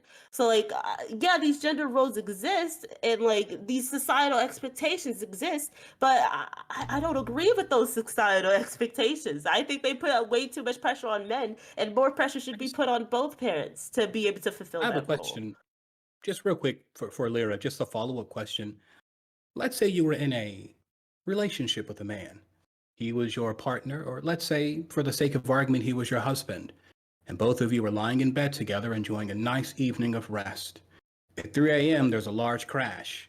You get out of bed, he doesn't, and you find yourself throwing hands with a grown man in the hallway. And let's say that when you turn back to see your husband, he was lying there watching and he didn't get up. Would you still feel the same way about him if he stood there and let you throw hands with that grown man? Here's the thing, you're putting in that like it has to be a man. I wouldn't mind upset in that situation that my partner was not willing to protect the household along with me. It's not because my partner is a man, it's the fact that they weren't. If I was with a woman, I would still be upset because we are both parents. We both have a responsibility to protect this household. So it's even my upset there wouldn't be because a man didn't do his job. It's because a parent didn't do their job. Can you answer my question about the man in that example? Yeah. If your man sat I'd there be and let you upset. throw I'd be hands upset if with it a was a grown woman man. too. Right. But I'm not asking you about Yeah, a I'd be woman, upset madam. if I'm it was asking you about I'd a be upset man. if it was a woman too. Okay. I would certainly Yeah, be I'd be disappointed in upset, my but partner that if he has didn't help nothing me to to do feel with known. being upset because I'm not upset because he's a man and he did his job. I'm upset because he's a parent and didn't do their job. Right. Okay. Let's go Like to Chris and Shark. Yeah. we are acting like society hasn't changed completely. These days, if somebody's breaking into your house without a weapon, they're assuming that you're not there, and as soon as they hear someone, they dart. If they're like coming to hurt you, they're coming to do it with a weapon. And also, women are just as capable as breaking in and wiping out your whole family as men are now with the tools that we have. These gender roles mean nothing, right? You have to prepare like regardless, right? This idea that like we keep bringing up these hypotheticals, like what if like somebody comes in and starts fighting you, like what man comes in unarmed and start attacks. I don't know. We both like whoever my partner is. We both get up out of bed and beat the shit out of the guy, right? You don't like. I would be pissed if like I had a wife or a girlfriend and like somebody breaks in and I'm fighting this dude alone and they're sitting back in their cower. Yeah, you're getting your ass whipped. It's like what the fuck? You better do Yeah, you ain't something. got no backup. Yeah, that's I true. won't Like, ask. where's my girl? Like, she's supposed to be there with me, right? Whatever happened to like in sickness and in health, and we're here together for this. It's our marriage.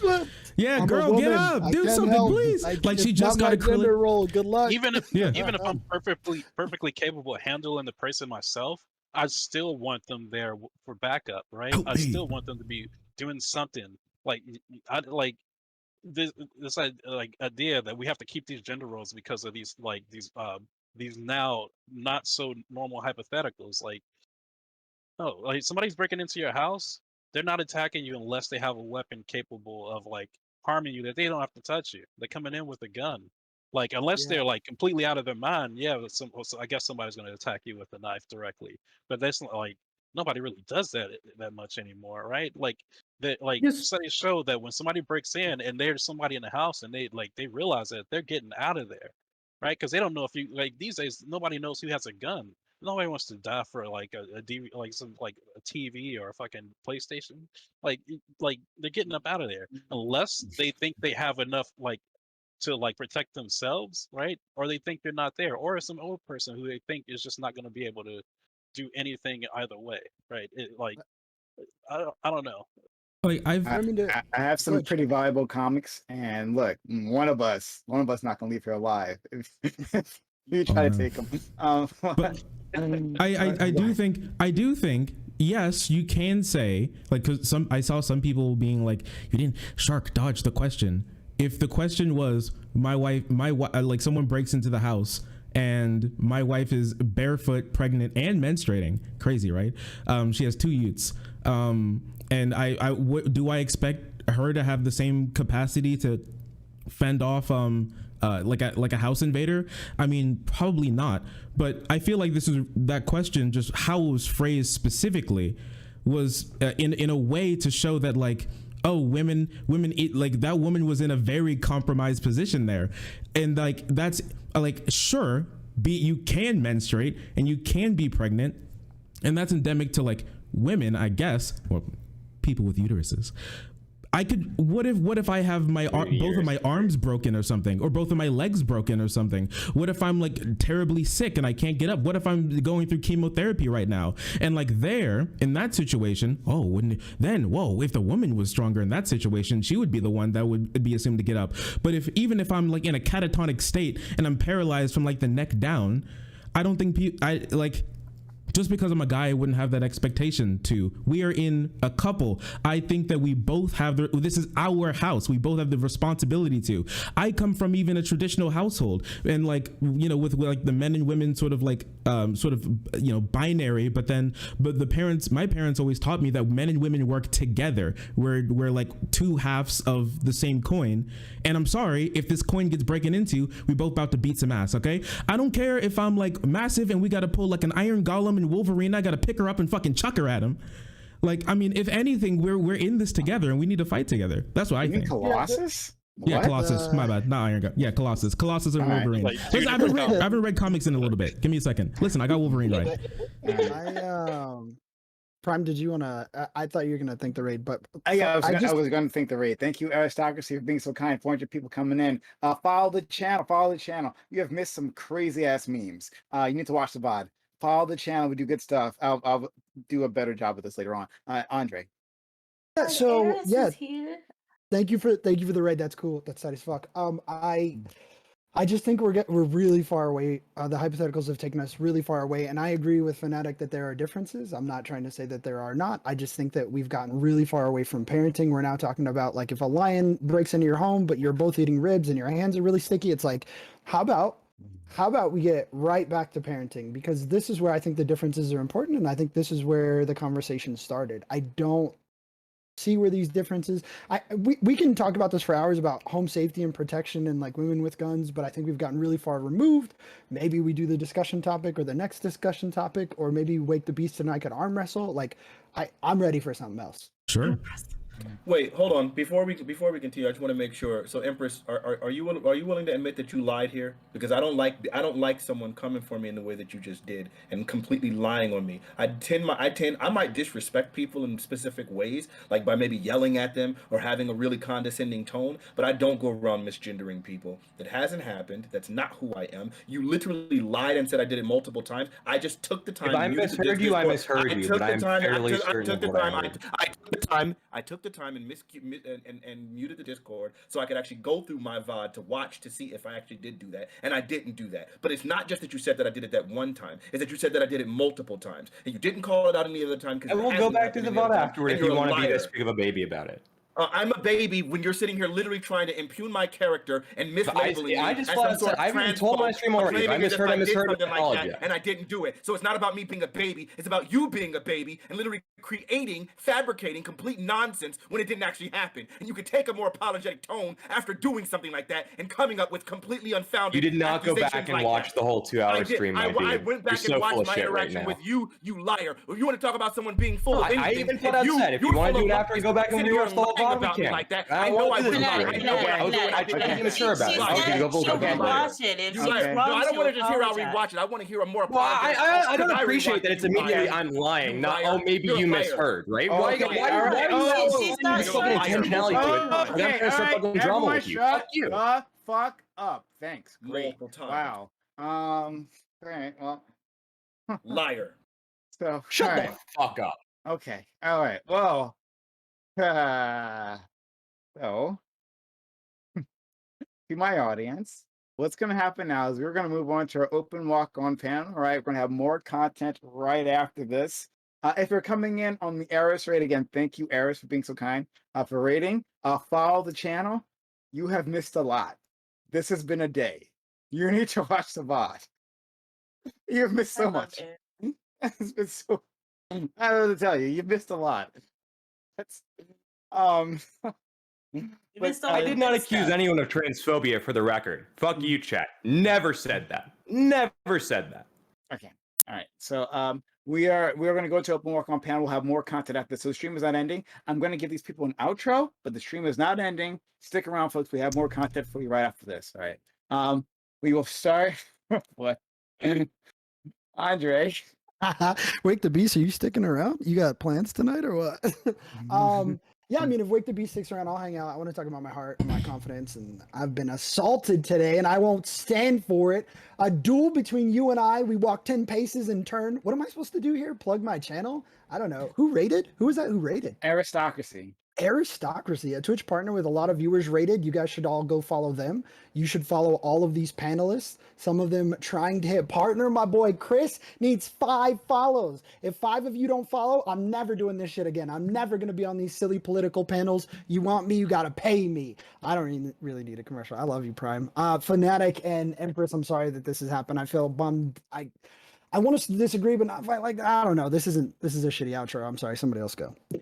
Okay. Well, Andre's sure I know what's going to happen. Is I'm going to ignore his wishes. I'm going to give him an outro any which way, right?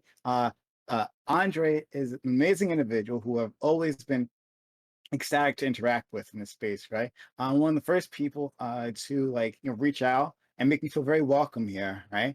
So I'm always very grateful to Andre. They are running a great store, selling Pokemon cards, as I understand it, and blowing it up on their channel. Huge. People love this. If I pay, you have to stop the commercial. Deal? Yes. Oh, okay. Great.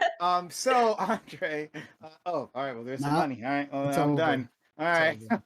Ad-free viewing. You're welcome. There you go. There we go. Oh man, that was good. That was good. That was a good one. All right. Andre, thank you for the 551 gift subs to the channel. All right. Next we are going to Shark. Shark, thank you for coming through. This is your first time being here. Hopefully not the last time after what just happened. Shark, thank you for stopping by. Dude, absolutely. Thank you for having me. It's been a fun time. I don't think I got too spicy with too many people. I just wanted to vibe, just wanted to grill a little bit. I love grilling. Thank you for having me on. Thank you everybody for the fun stream. But yeah, my name is Shark300. The word shark, the number 3, the letter O, and the word 0.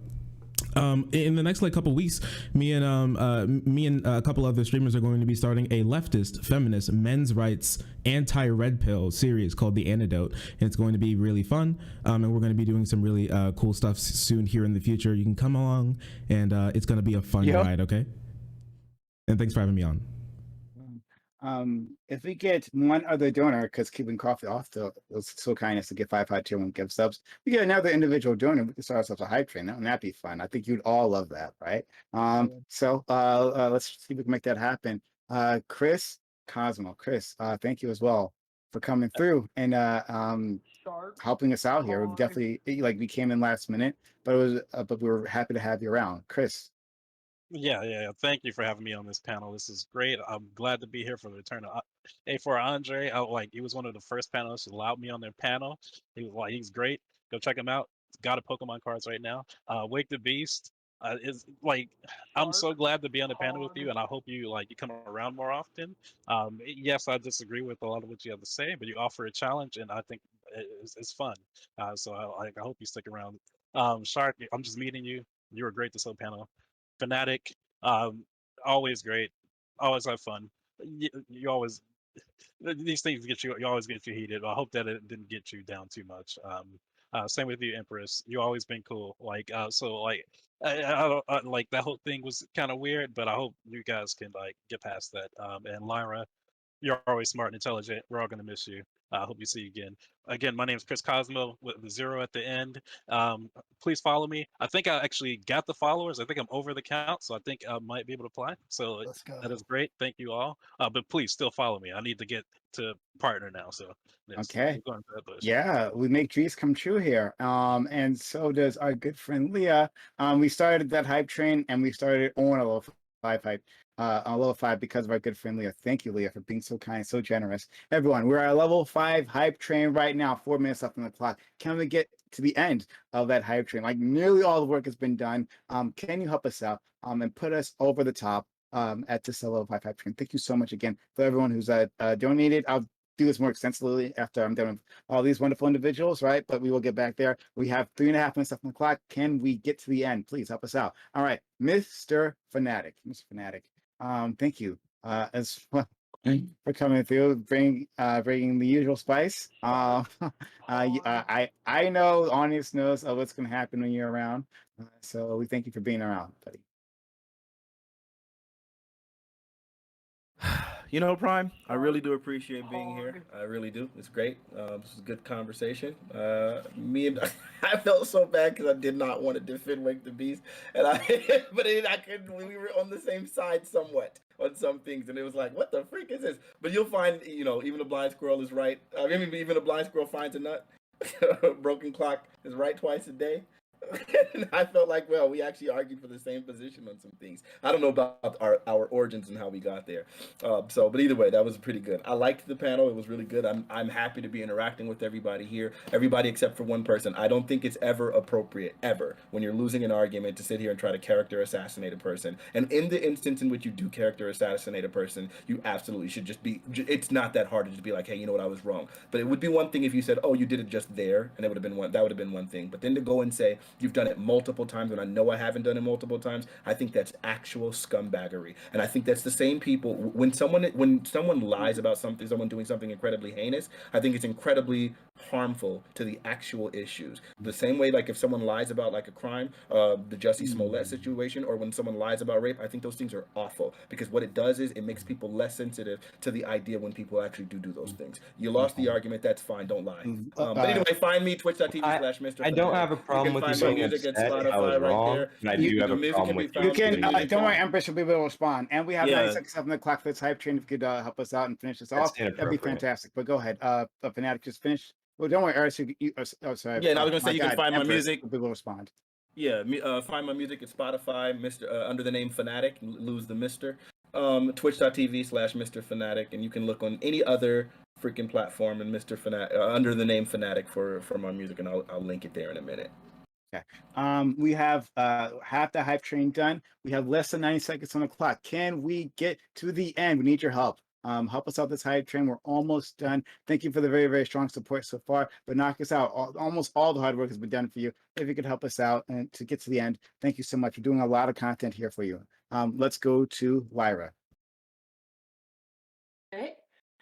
So thank you very much for inviting me. And like I got to be on a panel. This is my first time on the panel with both Andre, Shark, Wake the Beast, and I got to do a panel with Empress again. And I'm very happy that I'm very happy and sad. It's very bittersweet. This is my last panel for the next 2 months, and I'm sad, and I just can't wait to come back again in August. I'm very sorry. My signal kept cutting out. I had a lot of issues. I had to end stream there so I could actually hear you guys. So I'm very sorry if anyone asked me a question, I didn't respond appropriately because I didn't hear. But hopefully I did pretty good. But it was wonderful being on a panel with all you guys and all you new folks too. You guys were very fun to talk to. I really like Andre and Shark. They have a lot of great takes. And Wake the Beast, although I disagreed with damn near everything you said, you sure sounded good saying it. I will give you that. And I love your background. It looks like I'm about to watch an Alvin Ailey performance. So I'll give you that. And like Empress, I'm very happy I was able to do an ABE with you before my hiatus. But yes, I'll be gone. If you haven't heard, I'll be gone for all summer. I'll be on a hiatus for 2 months because I'll be in the mountains of Montana doing geology work. But my last stream will be this Saturday. It's going to be a 12-hour stream, and all donations and bits will be going to the Palestine Children's Relief Fund. So, I would like to see you guys for that, to support, show some solidarity with Palestine. But, very great being here. I'm very sad to be leaving, but I can't wait till I get back. And it was wonderful being on a panel with all of you guys. Thanks so much. Lyra, of course, is lying. We know the reason why she's not coming back. We we had a lot of uterus talk today, and she simply hasn't been giving us for that. Lyra, I apologize for putting you through that. That was not where that was supposed to go. It was. It's fine. It's fine. Listen, if I can listen to Fanatic give us a whole speech about how he likes servicing people's wives. I can listen to everything. White wives. Let's get that straight. Oh all yeah, right? I forgot specifically. You guys are But awesome. I love being on the panel with you guys. we're gonna miss Lyra. She's so amazing. She's just like a ray of sunshine, and so our panels will be darker without her. So we hopefully these 2 months pass very quickly. They won't, right? And of course, my family will be under threat of violence by the audience because she's not around. But thank you, seriously, Lyra. You're just one of a kind. Thank you so much. Next. Donate to PCRF. Next, we have Empress. Empress, thank you as well for coming through. I always feel like you bring a lot of data and you bring a very clear-eyed perspective on these things. And I just like having you around. So thank you for joining. You can give us an Thanks for outro and having me. respond to anything you like. Yeah. I think these kinds of discussions are always great. I love AB because I feel like it's a pretty Oop, hang on, my chat's saying some stuff. I think it's always great to have these discussions when we have people from across the political spectrum. I like if I misheard, I misheard. I was pretty sure I've heard it multiple times. If I didn't and I'm wrong, I am wrong. But to accuse me of lying and fabricating something just because I'm losing an argument or just to like get a one-up on you, maybe I'm just having a bad day and I'm mishearing you. But I would not intentionally do that. I kind of resent that kind of accusation. And the fact that you're going to go into the chat and compare me to Jesse fucking Smollett, who made like fake rape accusations and fucking hired people to assault him, like fuck off. You can fuck off. I'm sorry. I'm not going to tolerate that behavior. If I'm wrong, I was wrong, right? And you have a right to be mad at me for being wrong, right? But to escalate it in that way felt unnecessary. He's gone. Okay. All right. We'll just have to leave that there. All right. Well, I was like, we could check it after, but he decided to do it now. So.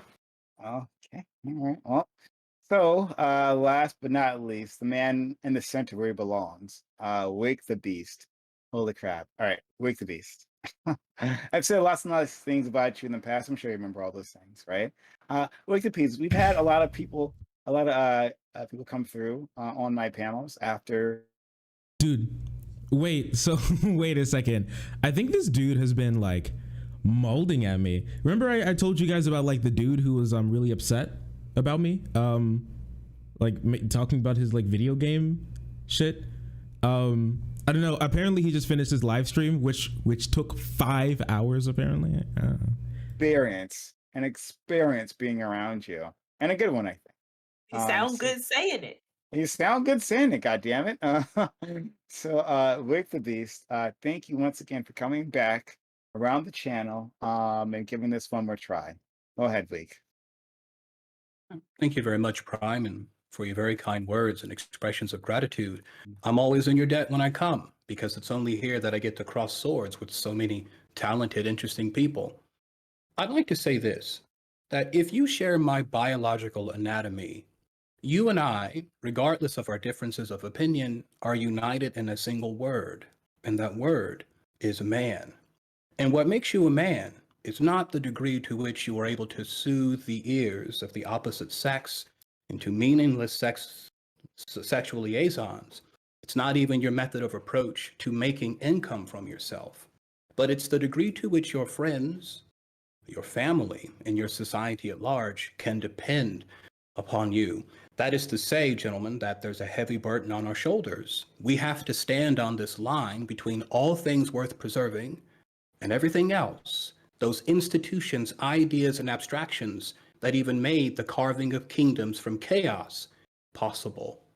And of course, this is not to leave women out, because in the words of James Brown, this may be a man's world, but what would it be if it were not for women and girls? Again, what would all of this be for if it were not to bring about a more perfect situation for those of us who bear the most exposure? And is that not the women and the children among us?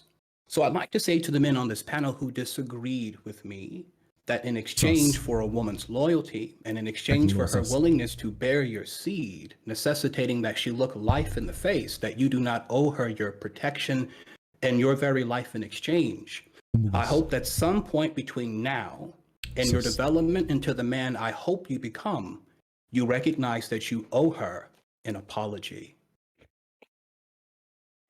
I feel like I feel like I'm in the Garden of Eden and I'm listening to the steak. Because when you talk, I'm Soothing, just like, oh my soothing, God, it's smooth so poetic. Chad And voice. then when you listen to what you're saying, I'm just like, wait, what the? There's so many plot holes and things that are wrong with just happened.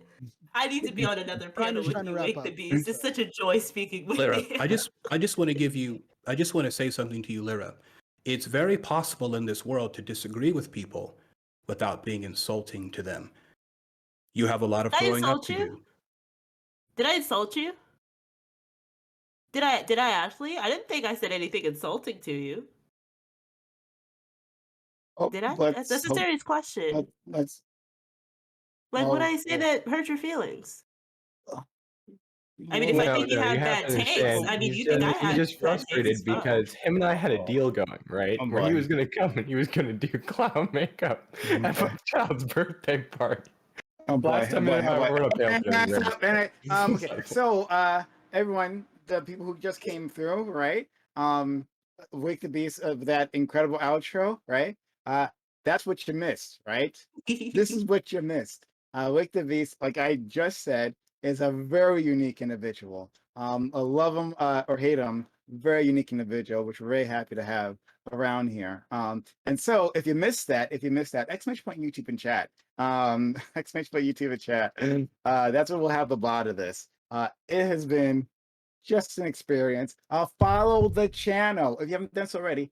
Follow this channel so you don't miss out in the future, right? Because hopefully we'll have With the Beast and all these amazing, wonderful people back as well. And so you'll see amazing fresh takes. Like oh, this so much. This is amazing. This is amazing. Sure. But we're gonna continue. We're gonna continue. We're not done. We're not done. Okay. So we are going to roll into our open walk on panel right after this. Anyone here is welcome to join us, but if not, that's okay. Thank you for spending your time, your energy, your passion, and your knowledge, and your fucking memes with my community. I know they appreciate it just as much Don't as I forget do. the Have a good one. poetry. And the poetry. Holy shit, the poetry. Forgetting the Oh, God. poetry. You guys missed the poetry. Holy shit. All right, anyway. Bye. Just poetry. Well, it was great talking with you guys. Yeah, it likewise. was. It was really nice. Yeah. I know my Yeah, my that was chat interesting. speaks very highly of you, Lyra. So it's nice to finally Really? meet you. Yes, they do. They love you apparently. Well, they But should that be is in her not channel. for that. Prime always says that like everybody likes me, but I always think he's just saying that. I didn't No, think no, people your reputation precedes you, Lyra. I have had people literally just bawling their eyes out in chat. They can't even type. They're just like crying because they know you're going to be gone for 2 months. It's the saddest thing. You better come back to them. I'm gonna come back in August. I have to come back, and I need to be on another panel with Wake the Beast. I need to. He's so No, interesting. no. Fuck Wake the Beast. No, but he Fighting. sounds so. Oh but he my sounds goodness. so good, though. No, You I have don't to, give a fuck. he's so I'm just like- poetic. Also, It's I'm like living in everything you Montana. just I said don't to know me. where. I don't agree know. with it. It's I don't wrong, but know. like it sounds so good, though. Oh I my don't know where you're going to be goodness. in Montana, but I'm going to Montana next month too. I thought that was weird because I was sure I was going to be the only minority there, but that's crazy. I'm going to be Hey, in let's make it Montana happen. next month too. That's what I'm saying.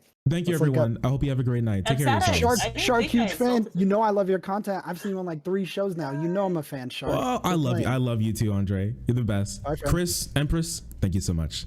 Take care. Yeah. Well, oh no, I left. All right. All right. All right. It's over. It's over. Okay. In 30 minutes to 12. Okay. Yes. Beautiful. Amazing. We made it. All right. We survived. Thank you everybody for watching. If you really like what you've been seeing here so far, make sure to hit that follow button. Oh my goodness. And you can go below the stream as well. If you're on Discord, my bad. If you're on desktop and join the Discord, and also you can join the YouTube. You can help us get to, what is it? Are we still trying to get to 9,000 subs, or you can help us get to 9,000 subscribers. My goodness. So many subbies. There's so many subby wubbies. So many subbies. Incredible. Okay. So Teller Geology is Pog. Oh, my bad. I should have said that. No, you all like You all like love you guys some Lyra. I swear, I did not know Lyra was so like such a beloved member of this community. My goodness, I had no clue.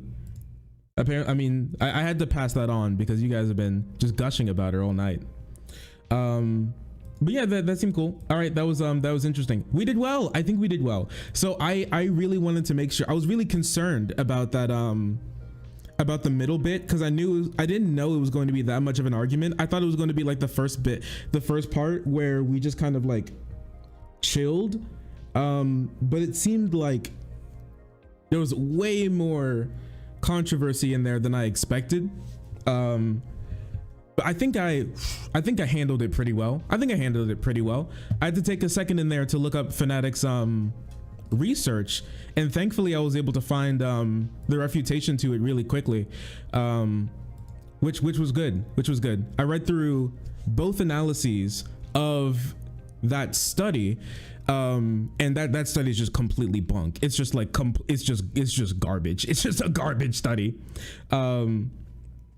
in all like ways, shapes, and forms. It's just a bad study.